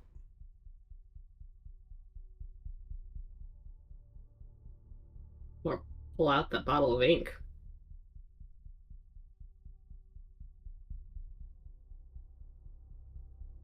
Oh, interesting. Oh, I have an What idea if- actually. Go on.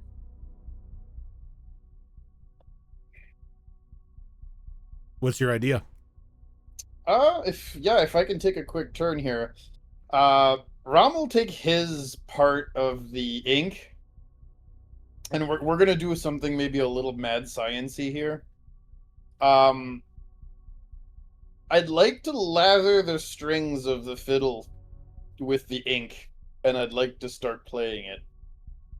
Okay. But went down to Georgia. And thanks, hon. And when I do, I'd like him to very intently concentrate. And you know how music can bring forth images, right? You can hear the cannons on the Ride of the Valkyries, for example, stuff like that. While he's playing that music, and there is a musical structure called that in songs and whatnot.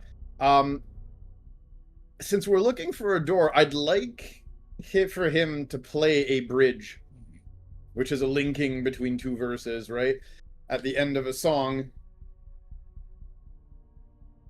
And very intently, mentally focus on the image of a door while he does that. Give me a performance roll. Okay. That I can give you. So that plus, let me see, how much do I get to that? That is a 28. Nice. So as you cover the fiddle with this ink and you begin to play, everyone else begins to see buildings fade away, crumble down, sheafs of paper flying off into the wind as you are now standing on like singular street tiles.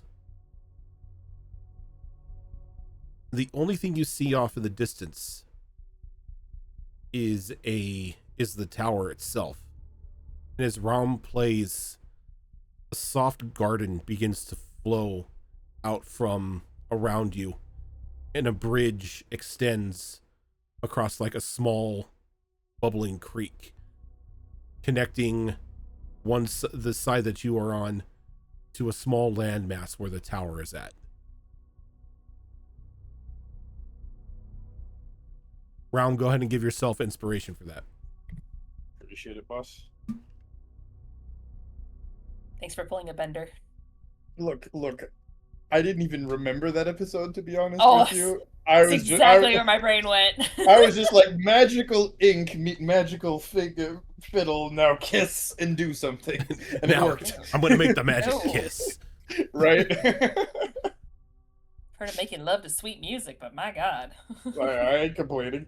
Alright, so yeah, I'll add inspiration to that. I guess it makes sense to fight fire with fire or ink with ink. I think the person in the tower gave us the solution to the puzzle immediately, and we just didn't recognize it until now. That's fair. Not arcane inclined, so there's no way he was gonna figure it out. But let's go before it disappears. Yes. Yeah. Yeah, we're gonna keep playing the whole way there. If we ain't stopping halfway, Okay. we know what happens with rendering the floor. So you keep playing as you move towards the tower. This time around, nothing shifts in your way, nothing stops you as you reach the front door of the tower. As you reach the front door of the tower, we are going to go ahead and take a quick break so we can get up, stretch our legs and everything. And when we get back, we'll be giving away a set of dice. So stick with us, everybody. We will be right back. Good luck, everybody. Bye.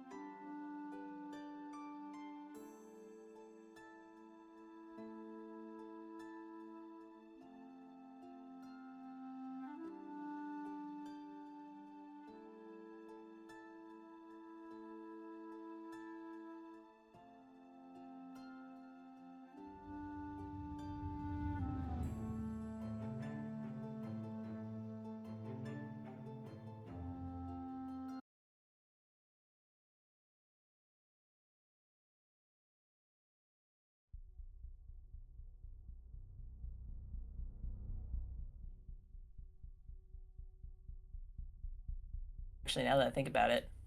Fools rush in. And we're back. Oh, hello! How is you? So, He doesn't have his ears on. I didn't have my ears Heard on. nothing. Oh, I said, how is you? I is. All right. So, before we get back into this game, we got a dice set to give away. Yeah, we do. So Zoro did recently post the rules in chat there. You have a few more moments to get in on the giveaway. If you haven't already, all you have to do is type !Dicember in the Twitch chat. As soon as we draw a name here, that person will have to... Oh no, is my mouse dead? Nope, it's just not turned on. I'm done. Yeah, so we're going to close up the giveaway here now. Draw somebody. And if they're here, they have to tell us what they won. Shellhound. Yay! I know you're here because you just said welcome back. What did you win, He's been Shellhound? trying. He's been trying so hard. They have, yes. What'd you win? Don't do this to us, Johan. Tell us what you want. Yeah, tell us what you won. Yay! There you go. That'll do it. I will mark your name on our spreadsheet here. And those of you that entered but didn't win, don't worry. There is still plenty more giveaways to come.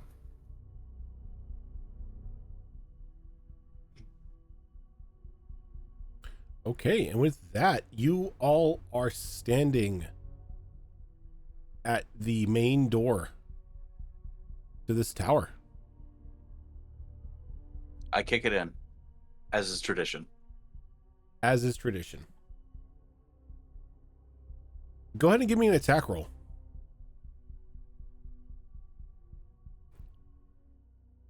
It's a weird thing to request. Okay.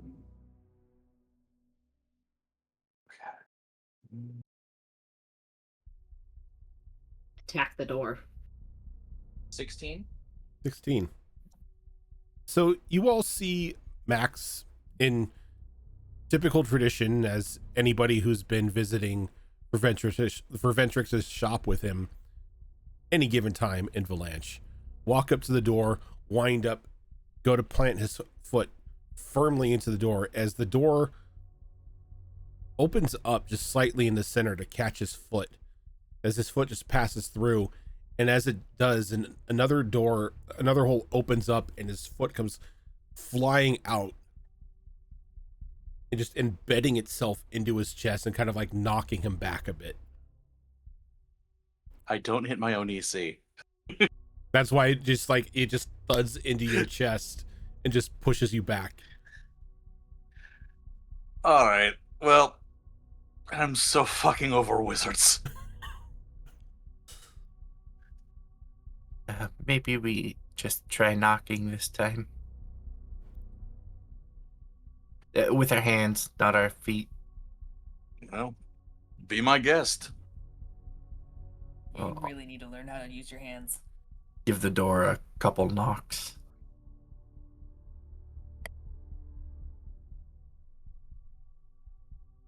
And every time you knock, the words knock, knock, knock appear on the door itself. For fuck's sake, we're in Wonderland. I'll wait a few moments. And then a few moments pass, and then the words just say the words "Who's there?" appear across the door itself. I so want to just write joke. But I just want to when the word Do it, Till. Please, says, I "Who's beg there?" appears, just as a reflex, Tokimi says banana. Says what? Banana. You almost got a group head shake. I think one person didn't do it, and the rest of us just went, no. Yeah. Like, I would expect Rom to do a fucking knock-knock joke. Togami, on the other hand, Right. She grew up in a cloister. She didn't have a lot of things that were fun to do. To her, knock jokes are hilarious. yeah, and Rom is a professional, funny guy. I mean, look, if they want to go ahead, I'm not gonna force it. I have a whole arsenal that's been sitting there since high school, but we'll leave it alone. You're fine. Oh, no. As you see across the door, I am sorry. I sense no bananas in your group. No. She sighs. We still didn't think of a name for our group, did we? No. Oh, it's tradition. We don't. Not enough Destiny Forge. not the Monday show. The Monday. Have you coin? Yes. Does it mean the one that we got from the dead lady? Present your all coin. sorts of coins. I will pull out the one that we got from what's her name? Hold it up to the door. What do you seek? An audience with you. With a door? With the person controlling the door. No door. Okay, no person controls this door. I know Oh, how to for open it. fuck's sake. I know how to Hang on. open it. Hey, door. One moment, door. Everybody. When- We as a group have already seen 2 sentient shops at this point. This should not vex us this much. Okay. Hey, door. You, Bard, you seem excited for some reason. Yes. A little bit. When is a door not a door? That is an odd question to ask. When it's a jar.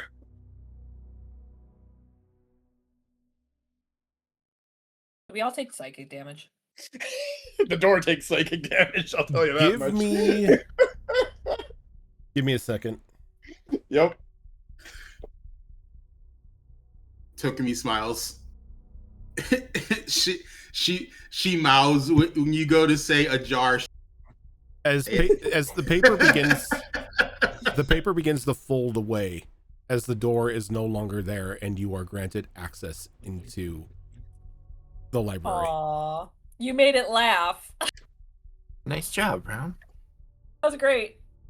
You hate have to you use the bard sometimes so for much. certain things. Look, I'm- I'm useless 90% of the time. Let me have this. I am so mad that worked. Or you just tell us your foot didn't. Nah, I had a 50-50 on that one. That's fair. I've only really used it on the one wizard's door, so Who's not even technically a wizard. no, he's a war criminal, which is worse. I mean, Which is why we Isn't don't wizard- protest when you use your All push. Wizards. See, Yeah. Fox and I were gonna say the same thing. Sorry, Fox. You and I had the same idea. Because we both recently played wizards. Yeah, we're both war criminals. As someone who plays wizards and tricorn, you're not wrong. You might actually be a war criminal. No comment. Well, No. you open the door, you lead the way. Well. Yeah, nervous swallow as we walk through the door.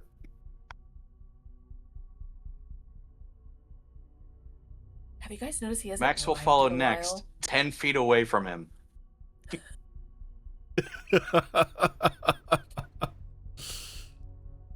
As you all begin to I walk like the into the Mhm. into the library, as the last Mhm. one of you is in, the door reforms and you hear an audible closing sound as you turn and look, and the door is now wooden. As you now stand in this large circular library tower. A multitude of lights spiraling around you, almost covering every ounce of the bookshelves that you can see on the floor in front of you, and the floor is just going up countless levels. Sitting at a desk, not at a desk, but at a table with a couple books in front of her, is a very peculiar looking young satyr woman.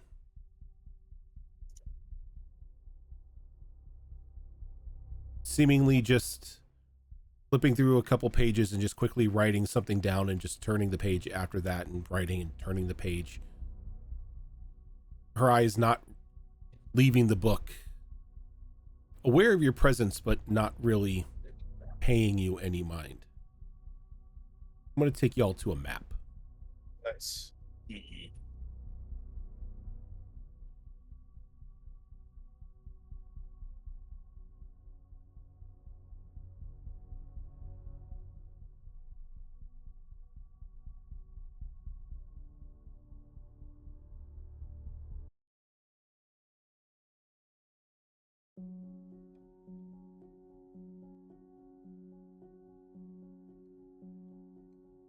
Bring up this character token for you. She's cute. She's adorable. Can we adopt her? Can you adopt her?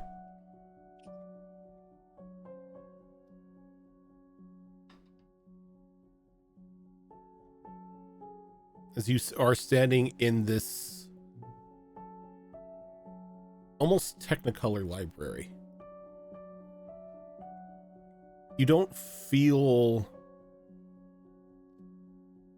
that anxiety anymore, that fear, that sense as if you were continually being hunted. No, you feel at ease, comfortable. How somebody should in a library.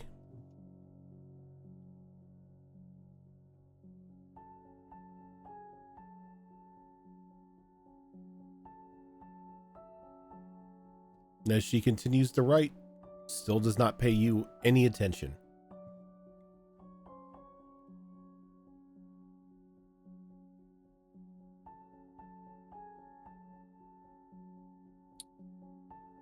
Looks to a couple of people who are more skilled at talking.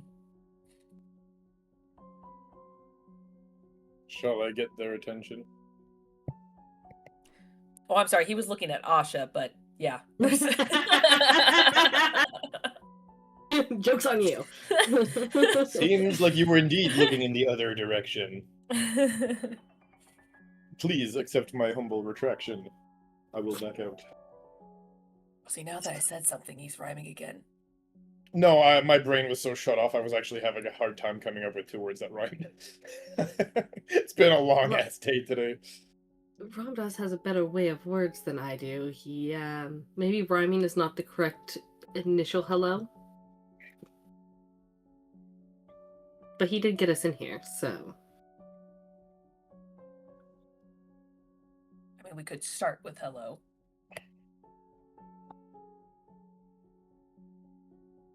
I mean, somebody better say something more. I'm just gonna go over there and sit next to her. I mean, do you want me to go ahead, or do you want to do it yourself? Either way. Just go round. Just say do something. it. Shit or get off the pot. Come on, bro. We're gonna walk up. Does Kalis actually say that in character? Kylas does, yes. Kylis, sorry. Kalis doesn't say shit. Says shit or get off the pot. I mean, he'll say quietly, like, shit or get off the pot. Just like... Yeah, this is a library after all. You get side-eyed from Asha for that one. Yeah, no, Rom's gonna, completely, record crash, freeze, slow turn to Kalis, jaw like on the floor. Doesn't quite do the dinosaur, but then turns back to the table, walks up. Yeah, got him. Walks back up, walks up to the table.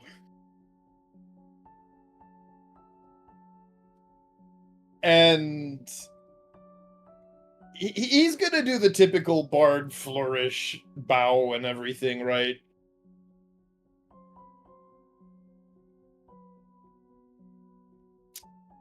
Now I'm trying to get my brain to rhyme, and see, it doesn't want to rhyme anymore. It's like an on-off switch. Sometimes it doesn't. Sometimes it comes out on its own. Sometimes it doesn't want to. We'll pretend. But he'll definitely, you know, bow and then go, "Greetings, lady most fair. Do you have a few moments to discuss an affair?" Oh, he's quick, guys. Sure could have fooled me. As she looks up at you, they're just like her, and you can see just her eyes are just almost just like a multitude of twinkling stars. She just puts a finger to her lips.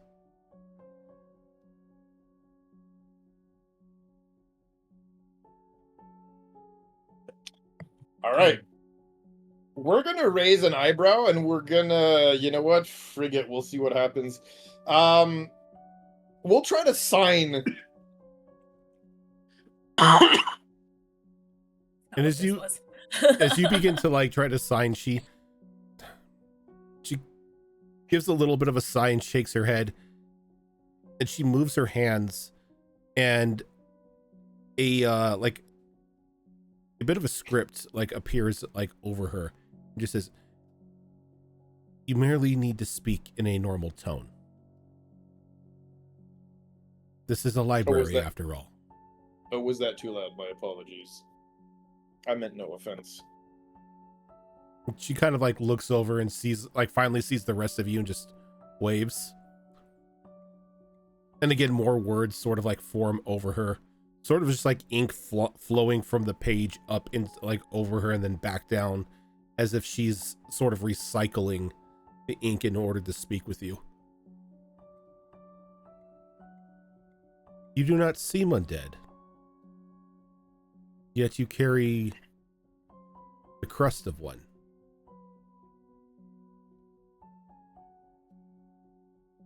Safe passage to get us through this undead city." Ah, the trapped souls.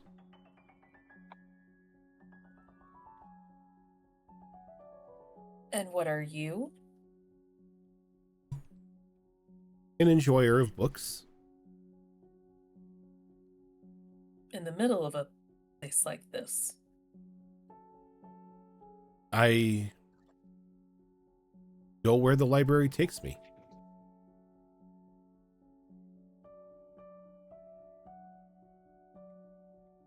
Interesting. Give me a sec.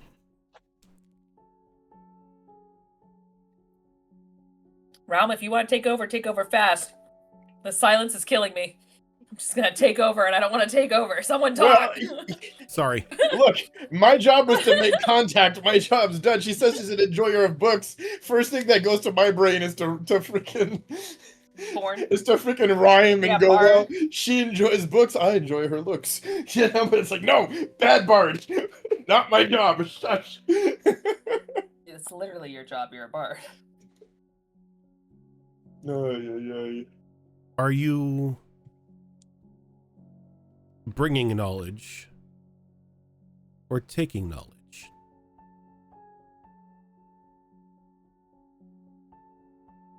Would you prefer an exchange?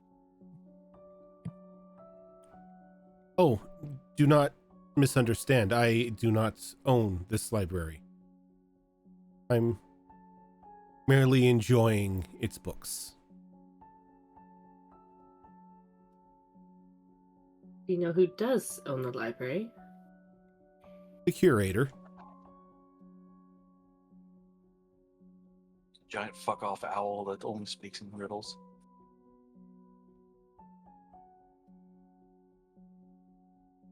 Do you wish to speak with him? Yes. could? We were told that he may have some information for us, possibly. At least he'd be the best person to talk about certain information.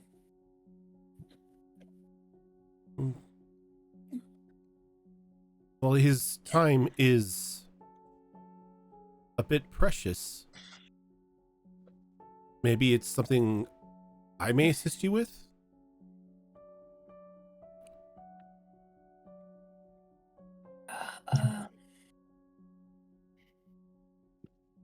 Did I go back far enough? Hold up. My notes!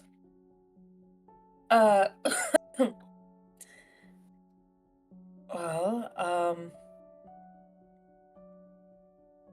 we were told he may perhaps know information and or potential whereabouts of where a sand hag might be. We have knowledge that she retreated here. Don't know if you know anything about that.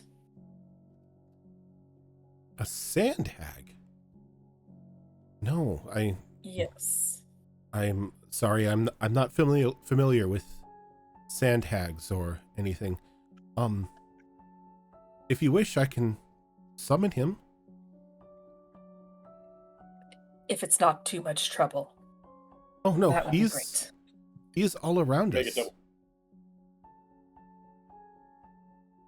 Oh god, that is like bimmies. Sir, Is he the book? in a sense. Now, Fashton Harada. Master Etrin, we have friends. And you see Fucking knew it. Oh you see my god! the bookshelves begin to vibrate as a multitude of pages begin to fall out, and just this very gorgeous looking high elf steps from the my bookshelves. boy. Give us art. There he is. My boy. Of course He's I have back. his art. He's back. Saki-machan. One of the hot boys from season 3. Wow, that elf has a Oh. resting bitch face. Right? I was Don't about all to elves. say, It's an elf. I mean, The high elf. I mean, Like yes, but this extra- one, yeah, like especially. No, even worse. Isn't he a Kami Roskin elf? Mm-hmm. Yeah, Yeah. yes. No, not only is he a Kami Am I right? Roskin And elf, he's a prince. he's a Kami Roskin prince. Yeah. What We was fucked The that resting fam up. bitch face? Yeah. what was that Yeah. fucking elf in Lord of the Rings that was like the guy that All also of them? played Ronan the Accuser? All of them? Like that motherfucker had RPF. Yeah, I did. They all do that. Legolas Okay, didn't. so it's not Yith. I thought we were maybe Sweet, in that sweet, precious library, but baby. we're not. This is what's her name? What was that? As Sorry. Nothing Oh. for me. this the elf fully forms and his feet land onto the floor of the library. Greetings to you all. I was not aware that we would have visitors anytime soon. This is definitely going to have to go into the notations of the books. We weren't expecting anyone to walk through these doors for at least another 20 years. Oh? Why so long? Well, from Imagine you have- what we were told, from what was told, I should say, the sands should have not been repelled as of yet. A great battle should have occurred before the sands were repelled and this location made public.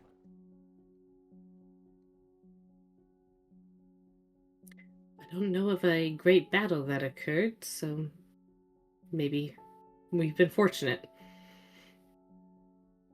Maybe. I will have to speak with the librarian once I am once again in contact with him and hopefully everything is still going according to plan. Anyway, don't let me bore you with things that seem cryptic and out of your wheelhouse. How may I assist you?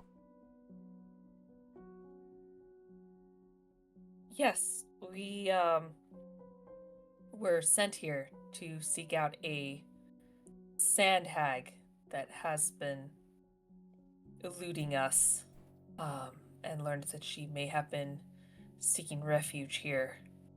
A sand We are hag. trying to finish it. Yes. Oh, nasty lot those are. Though,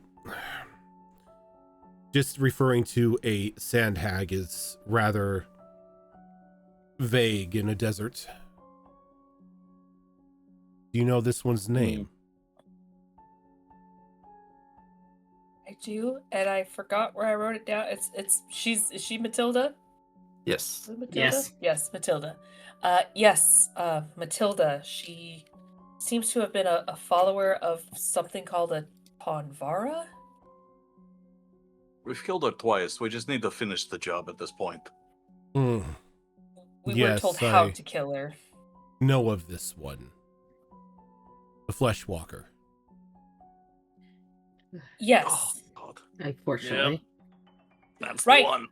You were at the camp. That's right. We briefed you back at camp about it. Yeah, totally. Yeah, that's right. Hope you This watched is the why I episode. don't take notes for scenes I'm not in. Look, we left you at base camp. Someone had to watch it. We've all told you. I know of this one. Though Great. she is not as she entirely seems. Great. How I so? mean, she has come back twice on us, so we kind of figured that much. What you are killing are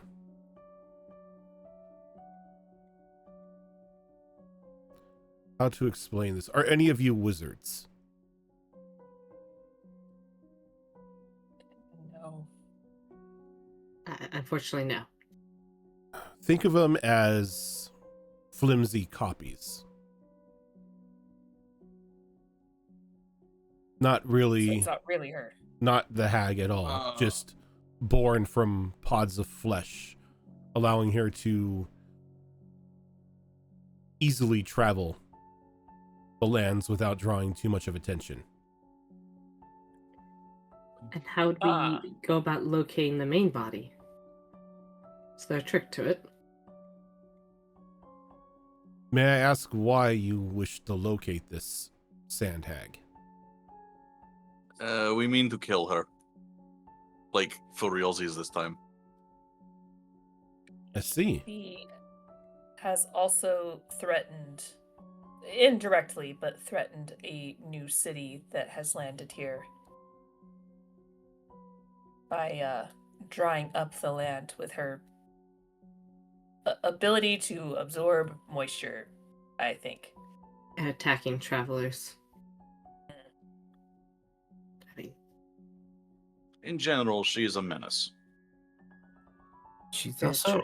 I think, doing experiments on people against their will. Yes, with an accomplice, it seems like, though we don't know their true name, just the alias Stitcher. Stitcher. Mm. This one is not known to me. That's all we know. Just that once the body reaches a certain dehydration, stretchy skin, dry phase, she sends them over to this Stitcher to do whatever they do. We have very little information on them. and to be Although- fair, It has something to do with stitching. But that's... Although we do technically have something from their lab. Looks over to Realm. You have a lot of things from their lab. I was gonna say we have a lot of things. Do We we? have the I don't lab. remember us grabbing a lot of stuff. He stole the lab. He just stole the lab. I literally Everything- grabbed everything off the walls that's that was right, we not bolted did. down and shoved it in a bag of holding. Well- like, we have her lab. If it That's fits, not it what goes I in. was talking about. Hell, No. No, that's not what I'm talking about. That's the hags. I'm talking about Stitcher. It was an empty room with a very mysterious, eerie, creepy puddle that you decided to touch and take a piece of. I didn't touch it, but I did. Yes, I know That's what you're the talking Stitcher's about. lab. That's what I'm talking about. The Stitcher's lab. I do have it. It was. I'll tell you what it was. I have it right here. Viscous material. That's all I know. Viscous. It wasn't just viscous. There's some. Yeah, I know what it is. I have it right here. I can't tell you what it is unless Rojan That's wants fine. me to spoil it. But I do have a Sit, flask full. DM that to me. I don't think I remember what liquid you have. I have a Remember- few of them. I've been collecting weird juices from everywhere this campaign. Well, from the Stitcher Oh, lab. I hate that. I have these two. And I have.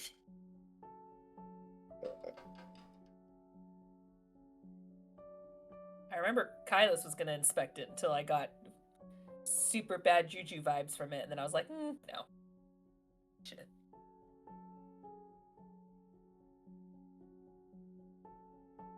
Hey, this may help us figure out what the Stitcher is.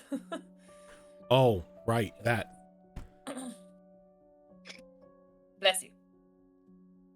You do have that water. Yep. We do have that.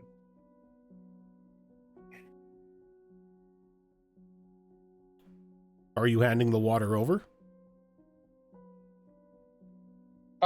You know what? We'll take an empty flask and we'll hand half of the water over. There's an empty flask. I have a few. You're just doing science. He, like Etrin takes it and he just has the flash like hover above his hand as it just begins to deconstruct until there's only the water remaining, and he lets it just like float around his hands as he begins to like chant, and you begin to see like numerous like runes and tattoos on his arm begin to glow.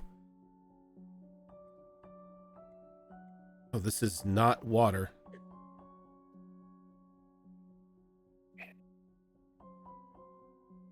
And he whispers something and he casts Turn Undead.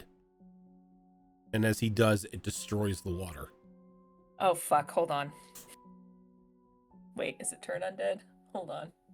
What the fuck? It is. It's Turn Undead. That's the Is one it I Turn did that you Undead? ran away from. Yes. Yay! Yes, it is. I'm gonna have to make a roll. Hold on. up. No, I'm sorry. I'm sorry. It's my one weakness. It's not Turn Undead. It's Destroy. Destroy Undead? Destroy. Oh, I'm not no. affected by that. I'm not affected by that. Wait, am I not affected It's by one that? and the Hold same, on. isn't it, though? It is the same. Because your Turn Undead It's- turns into it's Destroy destroy. Undead underneath a certain... Yeah, it's just the higher Yeah. level. Hold Well, no, on. it's just Turn Undead destroys like CR1 or 1/2 undead. It does affect me. Yeah. It should, This because is all it's the the same same spell. Or the same ability. Not technically a spell. But I'm higher than CR1 technically. So Yeah, but fine. you would still be turned. Yeah. Well, I you, still have to you make just- a save against it. you though. have to make a saving throw. Yeah. Well, So- this is probably really fucking high. Yeah. It's a wisdom saving throw. Roll Okay, good. the DC is only 35. You'll be fine. Right? It's fucking Holy. Atron I have to go up against. It's freaking.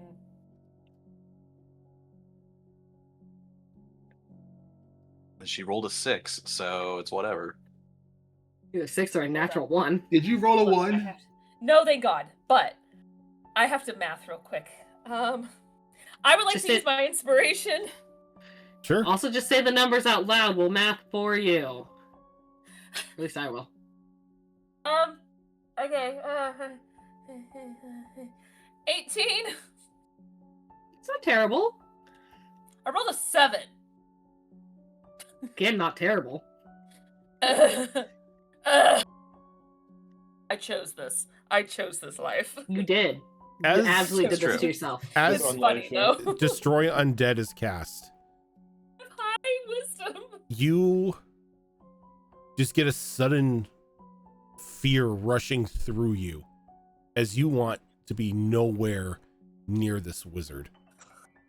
Fuck me. Now, And I will is say, this at all affected I will say this by the was bolster undead spell that I put on him last night? That lasts for what does bolster undead do? or- How long does it last for though? Oh, it only lasts for an hour. Never mind. It's been more than an hour. No. As he used destroy undead at 20th level. Yeah. Oh lordy. So am I dead? No. Am I okay? What level are you? I am 7. Yeah, you're fine. Okay. You're fine because because at a 17th level, it's CR 4 or lower that are destroyed. Oh, thank God. So you God. you just feel this overwhelming celestial presence kind of like push against you, but your body holds its form. But you want nothing to do with this wizard. As he looks over to Realm, he's like, what you had in your water flask, I would burn the water flask, by the way, were liquefied souls. I'm sorry. What? Concentrated suffering. Get that other fucking flask. That Yeah, is a we're thing gonna. that He's like, you don't Yes, have. the other. He's like, you don't have to worry. The half that you had inside your flask or, your water skin has been taken care of as well. Oh, Oh thank God. Okay. Oh thank God. I will get this out of my inventory. At this point, everyone just sees I'm just moving backwards. I'm You're- still facing him, but Kylus's face and having done this to him before, does Mhm. Asha recognize what's happening to yeah. Kylus? Yeah, you know exactly what is going on. In that See, case, this is is there a way to snap him out? I don't know if there's a way to snap him out of it. see shit like this is why Use nobody your- likes wizards. I'm not gonna lie, it doesn't say. It just says it No. affects me. I don't Does know Asha how know long a it way affects of- me. It affects you for 1 minute. Okay. Does Asha know of a way to try and help with the effects of this? You can damage them. It's, She's it's gonna. totally. Asha's pulling her walk over and she goes, I'm sorry, Kylus. And she's just gonna slap him across the face. All right. I didn't feel it. Try again. All right, Kylus, Harder. you take a slap across the face, take 1 HP of damage, and you're snapped out of the fear. We don't knock Oh. off back there. This is a library. Yeah. It's- I Bye, Kylus. need to stop having this happen. Now, What It's was fine. that for? you are looking for this Matilda, this sand hag. Mm-hmm.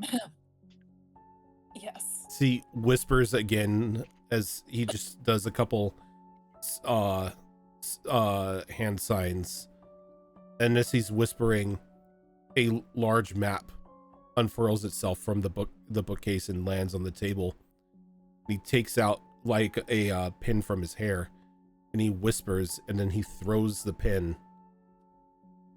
As the pin begins to glide towards the map, it lands, indicating a cavern.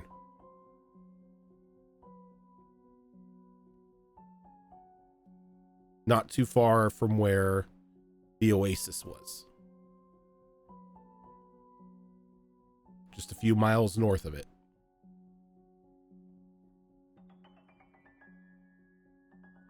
Salty spittoon. Is that Stop it. we were told how to put her down officially, but if she's making copies of herself, is this where her actual This is real where physical the Matilda is at. And we were told the item is next to her, so I assume it would be next to the real one. Which item? It is a skin sack that kind of pulls similar to like a vampire. She dies, kind of is rejuvenated from the skin sack. So if we destroy the skin sack, she'll die for real when we kill her. Unless that was misinformation.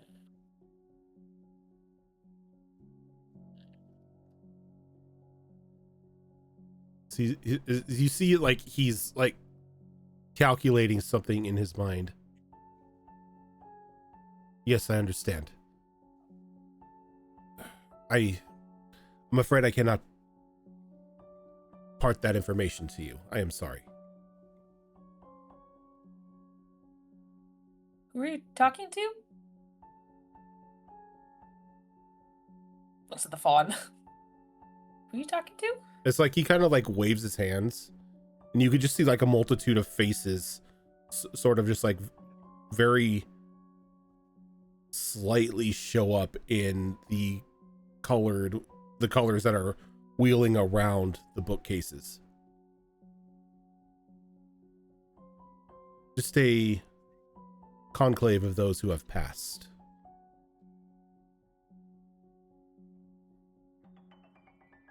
Fallen heroes, legends, heroes of lore.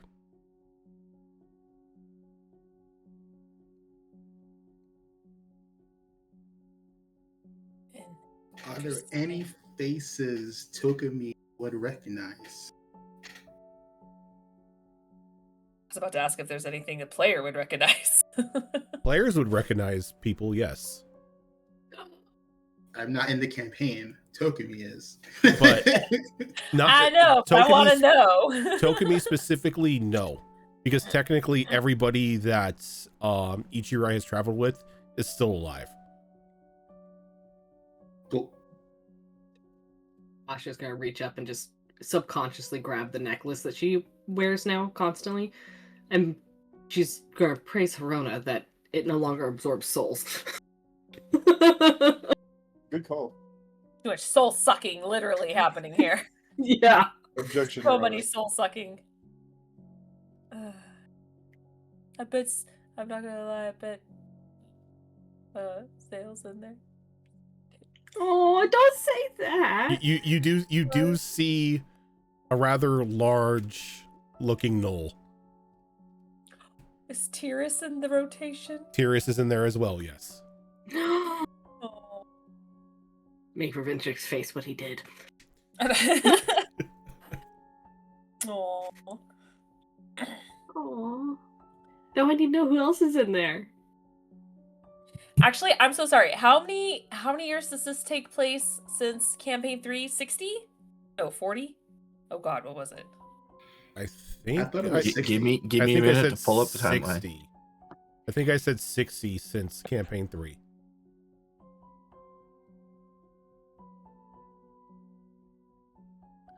Oh no. I just realized one of my characters is dead. Join the party. Chemic's dead. Goblins only live a max of 60 years, and they were already 9 or 10, because goblins mature very young. Is Do Kemek you dead? put it past Kimmick That's to become a hoping. lich? No, Chemic wants to be the librarian. Timic. Because it's all timey-wimey stuff. Also, Time Wizard, couldn't she just age backwards? Timic was a time age. That's true. That at that level, yeah, they could have done time and be like, I'm gonna be 20 forever. That's true. I did forget about that.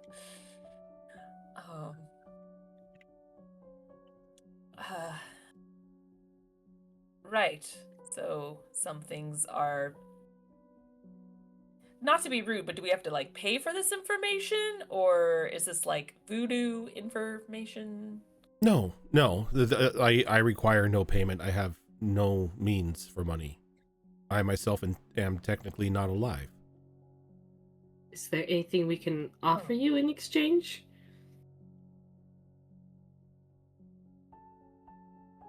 He looks up again. Understood. No. There is nothing that we need to exchange at this time. Your coming was foretold. You just have shown up a little bit earlier than expected.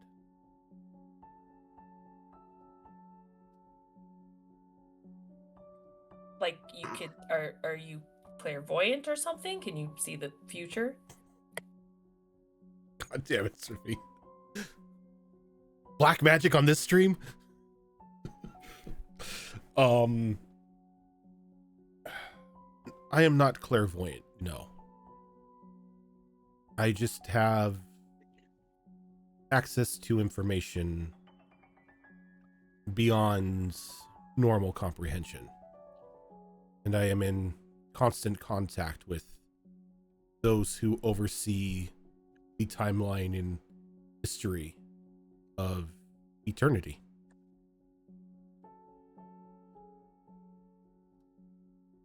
Huh.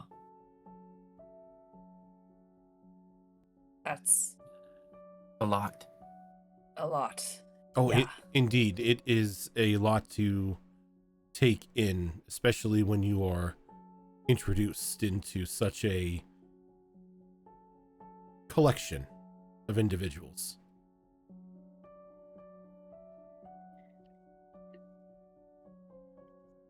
But we all have our parts to play, and we all have our places in the world to oversee. Mine is this library. Those can obviously change, though, as it was apparently foretold that we were supposed to arrive later, but we came earlier.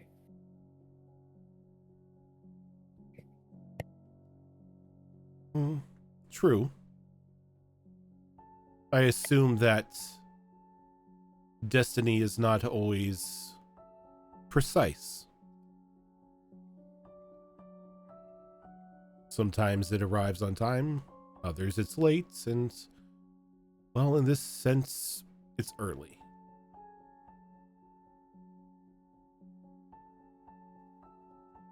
You know, Verona said something very similar to me once. Arona. Neck jerk. Not Another of the fickle gods. fickle gods. Oh, right, they've returned. That's still taking us a bit of time to get used to.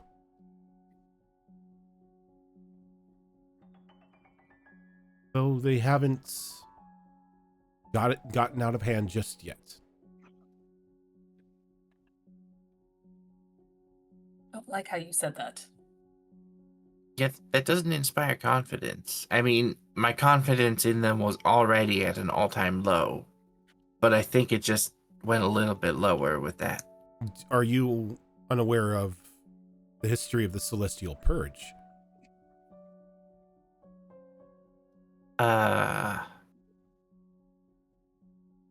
I've been out of the loop on things for a while. What happened? There was one point in time where the gods were they were letting their egos get the best of them. You don't say. Oh, I do say. Troublesome beings that they are, a bit of an uprising happened, and the Fey slowly but surely started to take their power. And while this was going on, some mortals somehow made it up to the celestial plane. And unfortunately, this invited an elder being up there as well. This elder being consumed on a multitude of celestial beings, minor and major. Tokumi gets red in the face. And because of that, the world, as you know it, lost a majority of their deities. Either they were forced to walk amongst you, or they were consumed.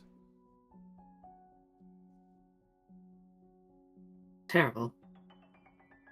It depends on who you ask. I myself have always found gods to be not worth the hassle.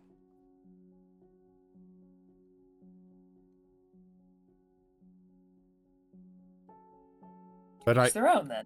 I come from a people who bound their god, so maybe it's my We don't upbringing. king shame here. Sorry. Where do you come from? Who are your people? Come from a land far from here.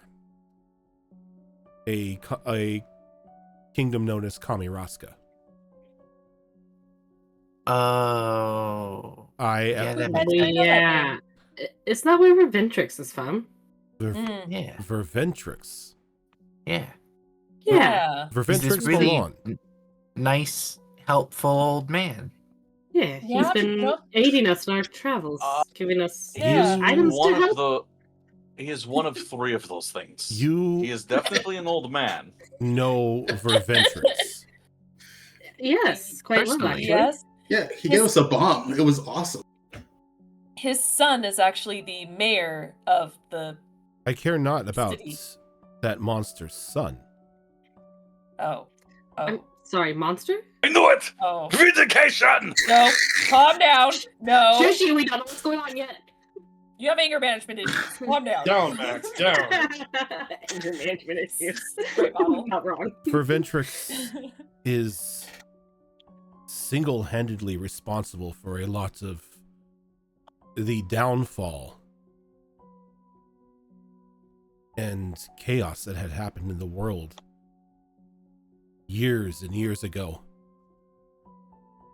Experimentation on living beings, children, the corruption of an entire kingdom, all for the means of experimentation. We had His actions no idea. almost doomed the world to resetting. Kidnapping the loved one of you saw her, the Knoll Queen, performing a horrible experiment on her mates, infusing the essence of a long unknown entity into his being to seal it away, to force a reset. Quick. Would it be possible to get this in the writing with citations? I have notes. Kyla's definitely looking at him going like, holy fuck, he is a war criminal. Asha's feeling a little sick inside. His actions, if not Max was for Max was right.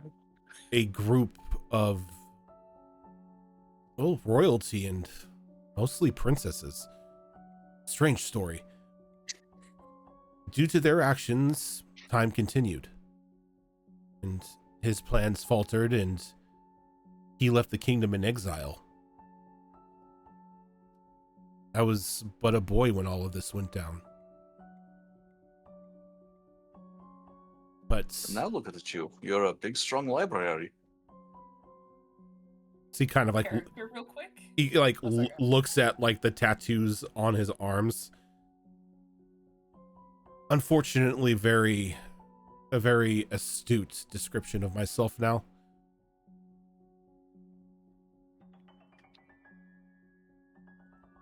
Verventrix Malonde is one of the biggest monsters of history. He is not to be trusted. Max? Everything he says has a double meaning and has a hidden agenda. Seemed like such a nice man. Okay, with that being said, and Kylas is gonna reach into his bag and hold out a knife, be like, then what does this do then? He gave this to us, and it's the Jinn/God killer knife. He's like, if that's the case, what's the hidden underlining under this thing? As he takes and he like begins to like again motion with his fingers, and he raises his hand up, and as he does, the dagger sort of lifts up out of your hand and begins to rotate, and his eyes flash as he begins to examine like every inch of the blade, and then it comes back down to rest in your hand. Oh, that monster. Motherfucker. What you speak is true. This blade can kill higher beings. But what he didn't tell you is whatever is slain by this knife, the power is transferred to its creator. You would be feeding power into this man by slaying something with this knife. Oh, that's worse than I thought. Well, you know what? Since you seem capable of identifying the weird shit that the elf man gave us, how about this? I have this thing in my backpack that I only know as Urza's war crime orb, so I'm gonna hand that over to The war crime orb. Yeah. Anything that has Urza in the name is just no. Mm-mm. Well, that's just what I've been calling Verventrix because it's easier to spell. I get it. So, I'm trying to remember what Verventrix told you about what the war crime orb did. He didn't. Yeah, he just said he told us how to use it. And he said that it would suppress the hag's abilities so that we could kill her before she made a getaway. Oh, okay, here it is. Uh-oh. He does it again, and he lifts the orb lifts up, and he begins to scan it, and it goes and rests back down into Max's hands. How do you have such monstrous items in your possession? I don't sense that much corruption from any of you. They came from Verventrix. It came from Verventrix. We literally went to him and we're like, hey, we need to kill a hag and a djinn in that order. We thought he was assisting us. Oh no, It seemed nice. I called it? I You knew do he that was to a monster the everyone, whole though. time. Max, This you do that to everybody, let's this be fair. orb I have been the right. is a monstrous I love creation. This orb, yes, would have suppressed her abilities. And if you were in contact with her real form, would have allowed you to slay her. But the use of this orb would have cost you your freedom, as the use of the orb would have bind you all as thralls to him. Don't know if that would have Okay. affected me completely. Kind Oh of yeah, because the djinn thing. Yeah. All right. Yeah. Hey, can Well, you go ahead and For that one, he died. you can just keep that. I don't need. We don't need. As that he takes it and he anymore. places it over on a table, and he speaks some sort of command word that just comes out as like a very disgusted hiss. As he does, he destroys the orb.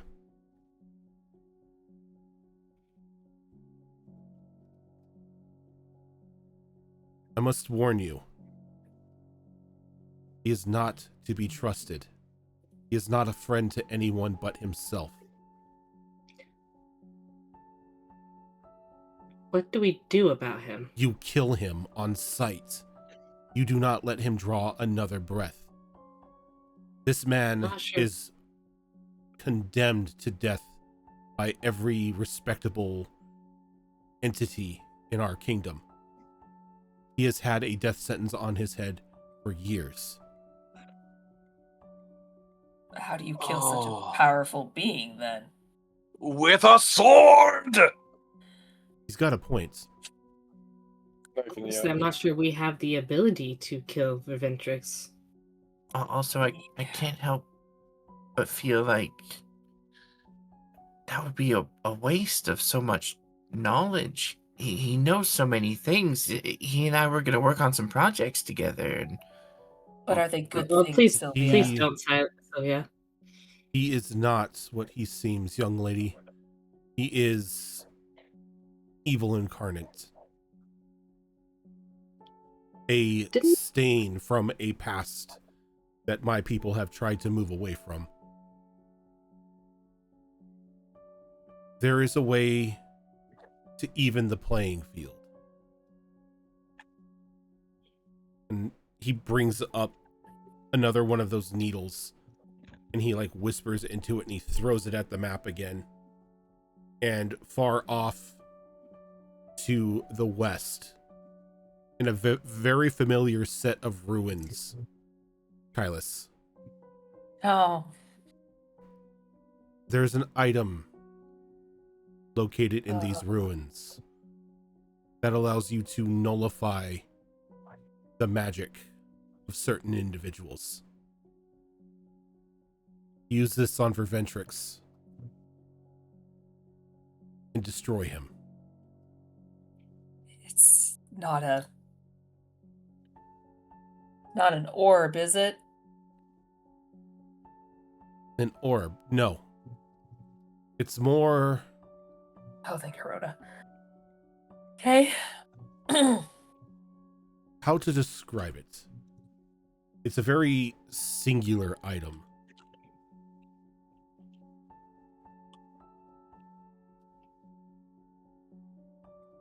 Because the last time I was in there, an item kind of took over everything. So you're saying that there's good items there?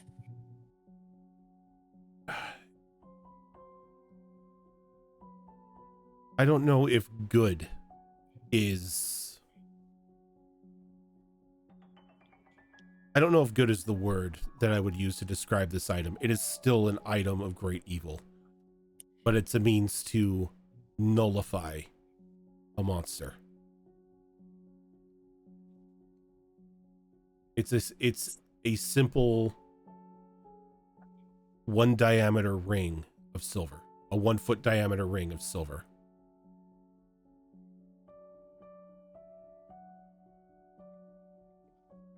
This item might help us on a couple of our adventures. Assuming it's not a Maybe. one-time use, yes. I think I'm gonna sit down over here for a second. I just need time to process this news.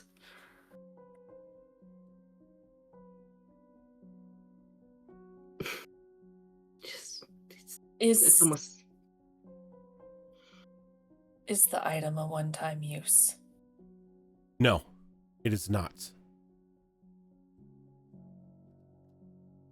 So we can help with all 3 of our problems then. I would caution against the extended use of such an item. It doesn't come without its costs. It can greatly weaken or completely nullify the mental capacity of the user if they are not prepared. I don't mind taking that risk. It was mainly used to make problem mages docile so that they can be slain before it causes too much of an issue.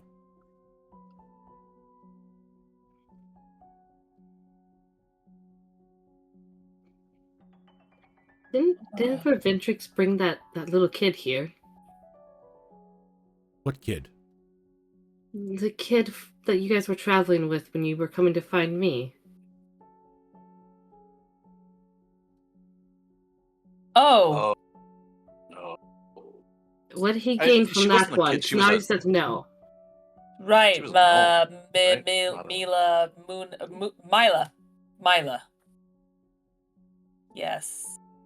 I He don't was- think she's necessarily that big a problem. She's just a gnome. Didn't she She's just wander definitely- off into the she's desert not a gnome. somewhere? She's not a gnome. She's not a gnome, she's a halfling. Max doesn't care.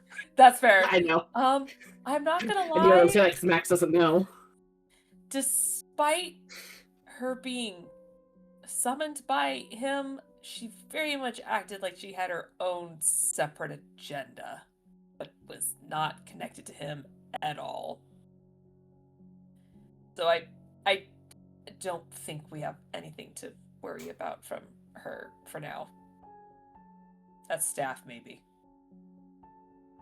But yeah, What about her stuff? it was We just kind of Yeah. talked to her a bit. it was very evil. Yeah, it was bad. It was bad. So he brought a child here with a evil staff. You know, we didn't really get to No. know her. We don't know. Yeah, because I don't think we would bring a child with it. Oh gosh, we did not ask her any questions. We had At far all. more pressing things to attend to at the time. Yeah, that's very Namely, true. saving you, Asha. I mean, Yeah. that's fair. I'm not concerned for this poor child who's now apparently wandering the desert with an evil staff. I think she Gnome. was very capable of taking care of herself. Yeah. You keep saying gnome, but she didn't look like a gnome. She wasn't a child. She was a You small sure? folk, but she wasn't a child. He looked like a child. So you think that all little people are children? That's not very progressive of you, Asha. Just the ones that present themselves that way. Hmm. Give another 5 minutes of you cheering about that, you being right about Reventrix, and you'll look the same way. Oh, but I was so right about the Preventrix, though. Look, you keep swinging till something hits, and something Yeah. finally hit. If you make Broken the same clock thing is about right everyone, twice a day. Precisely. Look. I've said exactly one thing, and that is Preventrix is a war criminal. And bards are assholes. But he's not gonna, say otherwise. Am I right? Realm's just like, yeah. Yeah, you got a point. We are assholes. Have you been to Bard School? These are the two things that I have said this whole time. Your friend is not incorrect. Recently. Yet, Verventrix is an utter definition of a war criminal. You're not helping this. I'm His ego does not need any more flames fanned. I am not trying to sing any praises or put any sort of hope in your head that there's any sort of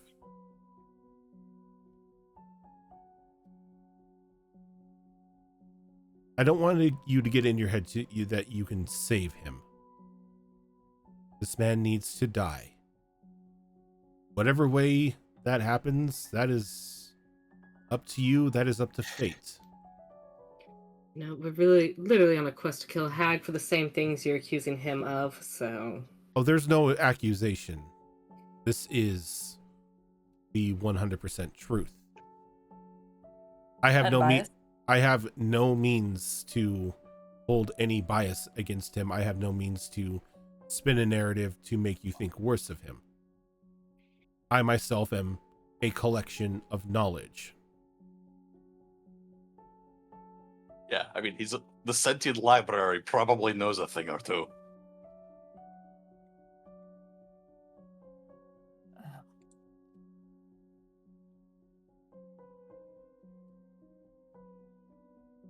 I think at this point, Kylus will just kind of walk up behind Sylvia and just kind of place his hand gently on your shoulder, and he'll just kind of give a small smile and goes, "Looks like we'll try to find another way. Think I'll leave that gift here for now, since it has that pretty high price." Would you wish me to destroy it?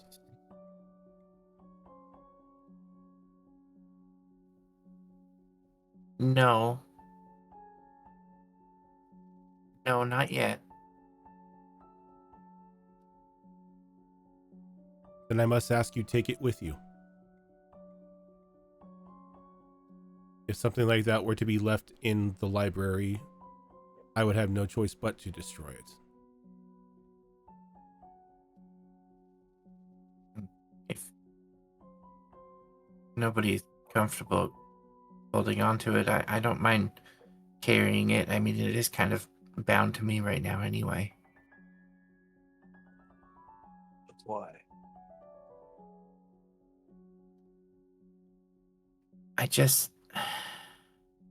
I feel like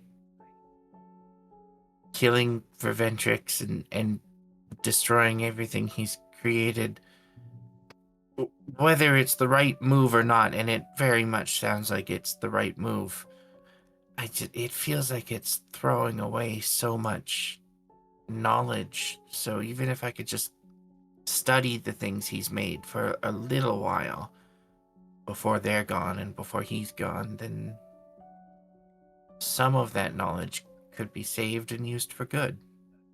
Think about what the knowledge is that he gained, though. Experimentation on people and children. Everything. I understand that. Believe me, if there's anyone here that understands experimentation on people that don't want it's me. But what's been done is already done. If we can at least take the result of that and use it for good while getting rid of the people that did those things, then shouldn't we do that? Wouldn't it all be for absolutely nothing if we just destroyed it all? Everything that man creates, has ever created, or will ever create, brings only death and suffering. Might not be the kind of knowledge we want to save.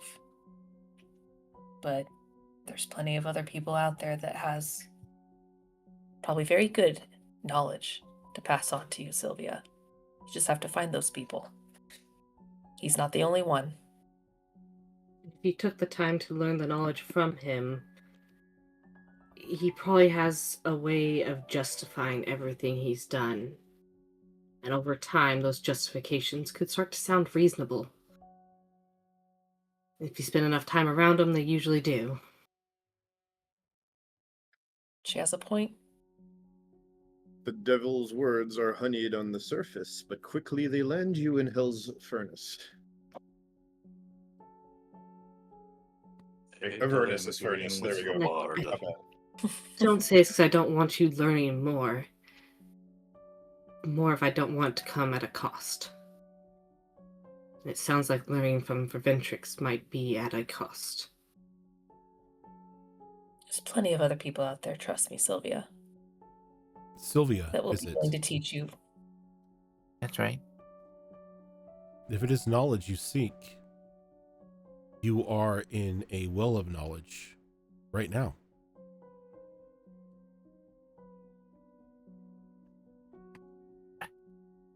I suppose, but I mean, this isn't a workshop. This is a library. This isn't where things are made. This is just where they're read about. I want to make things. Well, this We is know of another maker. Someone who hasn't done the things that the Verventrix has done. This is also only the first floor.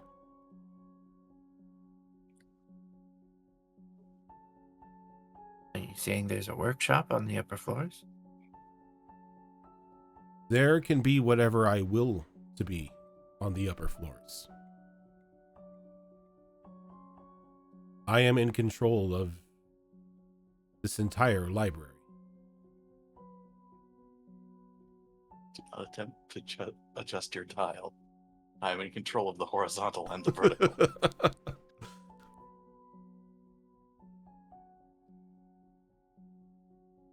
If you wish knowledge, if you wish for the use of a workshop, I would be willing to offer the boundless bounty of this library and all it has to offer if you extinguish the flame that is Verventrix Milan. And with that, we are ending for tonight. Quick question. Yes. Because it's been a hot minute. So just to clarify, Etrin's parents were the ones we murdered in camping 2. Yes. I was like, what's this we shit? Hello? Technically, Oh, shit, that's right, we did. yes. Yeah, Kill we the did. king and queen. Yep, didn't we? Yeah. you Yeah. murked the Yeah, king we and did. queen of Kamiroska when you were there. Oops. Sorry, So, bud. yes, you And did. that's when the brain Yep. emerged, and then we killed The the brain brain after emerged. that. And then we Yep. collapsed their city. It was great. We left Yep. it in ruin, and we went, "Fuck you What- guys!" What makes this mildly humorous is after completely just murdering the king, Zale took the royal signet ring off his finger and she wore it for the rest of the campaign. Mhm. That's And right. then just now, Etrin was essentially talking to Zale, who was in the afterlife, probably still wearing that goddamn ring. Uh-huh. Uh-huh. And he's just like, "Ooh, that's daddy's." Oh, I forgot about that because I remember we fought them, and then the elder brain was like, you know, Greatest kill, enlarged Ash doing a river dance on the fucking brain. still my top best kill ever. And the last He's words over here like, that the last words of that brain were, "Oh no." Right. Oh, that fight was so fun. That Ugh. one was hilarious. Oh, that was. Oh my we god! get to kill I Verventrix. thought it was gonna Yeah. be coming so- out. Oh god, Etrin has a body. It has a body. Sort of. Technically. Sort of. His body's a Sort of. library. Well, now we know. Wait. Oh, wait a minute. Did it? Okay, remind me. It's been a hot minute. Did what's her face? The girl, the little Sadako girl. Did she take Etrin's book with her, or did you have the book on you and she left separately? I'm trying to remember. Mia kept the book.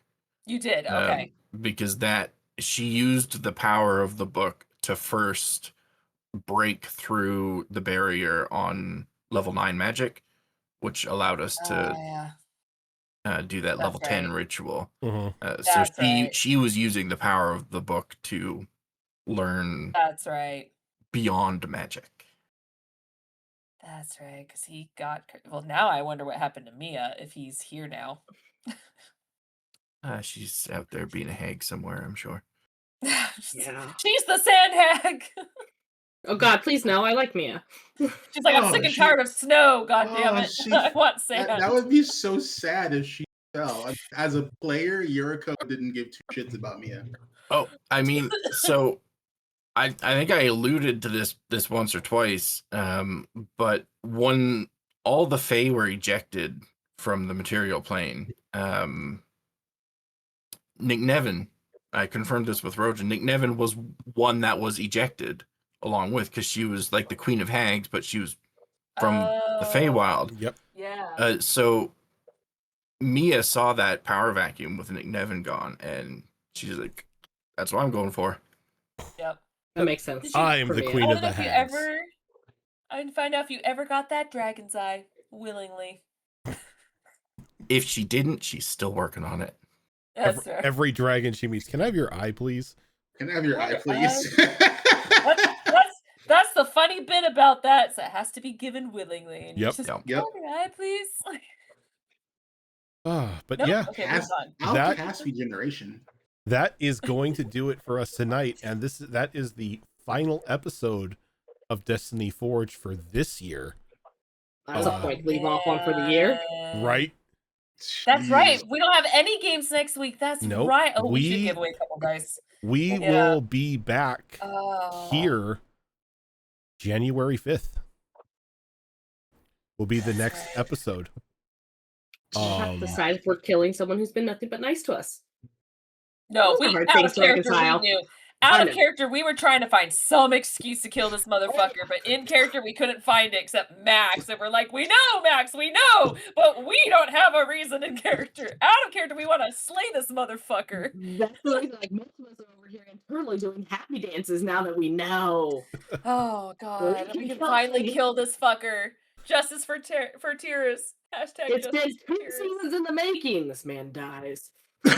Oh god, that means Viventrix is the fucker who did the experiments on Tyrus. Mhm. Yes. Yes. Yeah, Yeah. Verventrix is the whole reason why Tyrus was a simic hybrid. Yeah. That was confirmed Mhm. earlier, and first we met were all him. like, "Motherfucker." Mhm. Yeah, he But told we us a didn't have an story. in-character reason Personal to beef. kill him. Personal character beef to kill that motherfucker.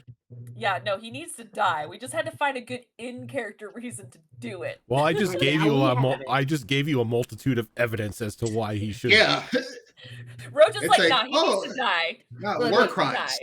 Asha's reconciling what she didn't know about the man with what she did know about the man, but trust me, the man's dying.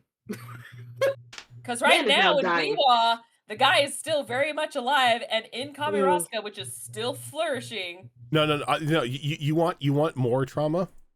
Not only is he alive and in Kamiroska, at the time of Weewa, he is experimenting on Tyrus. Yeah. Oh.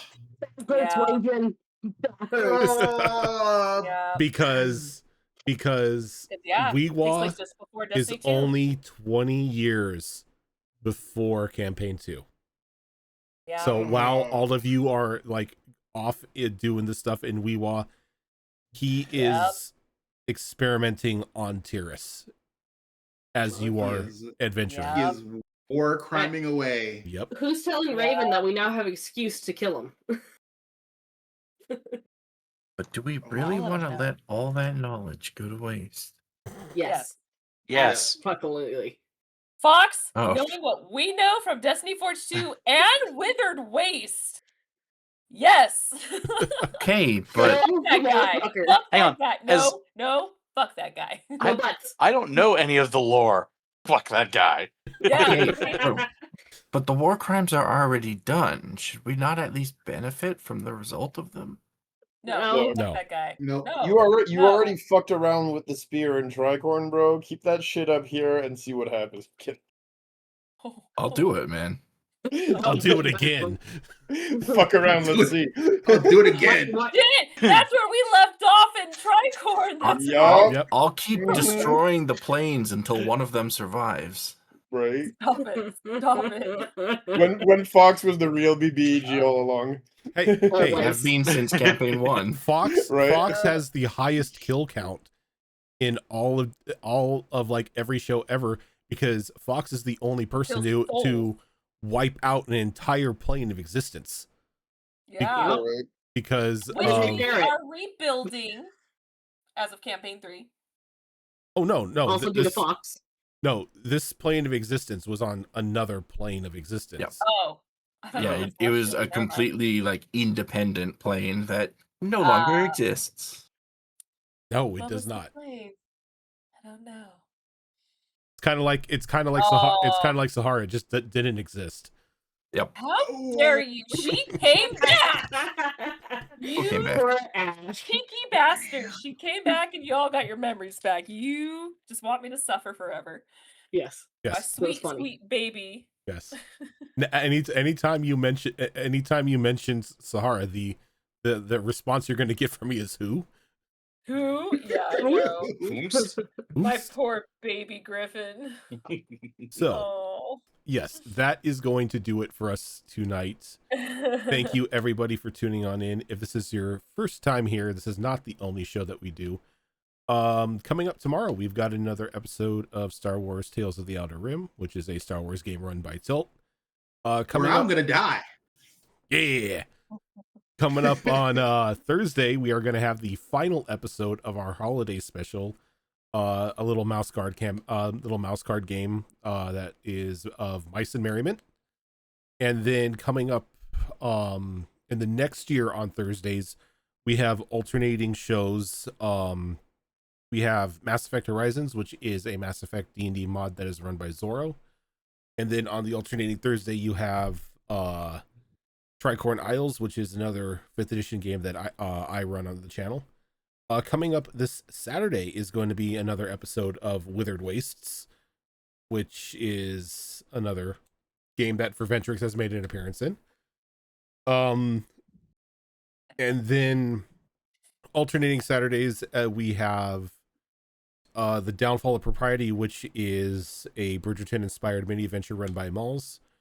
And then evening games on Saturdays, coming up next year, making its return, is going to be the return of Vigilant 6, which is our superhero game.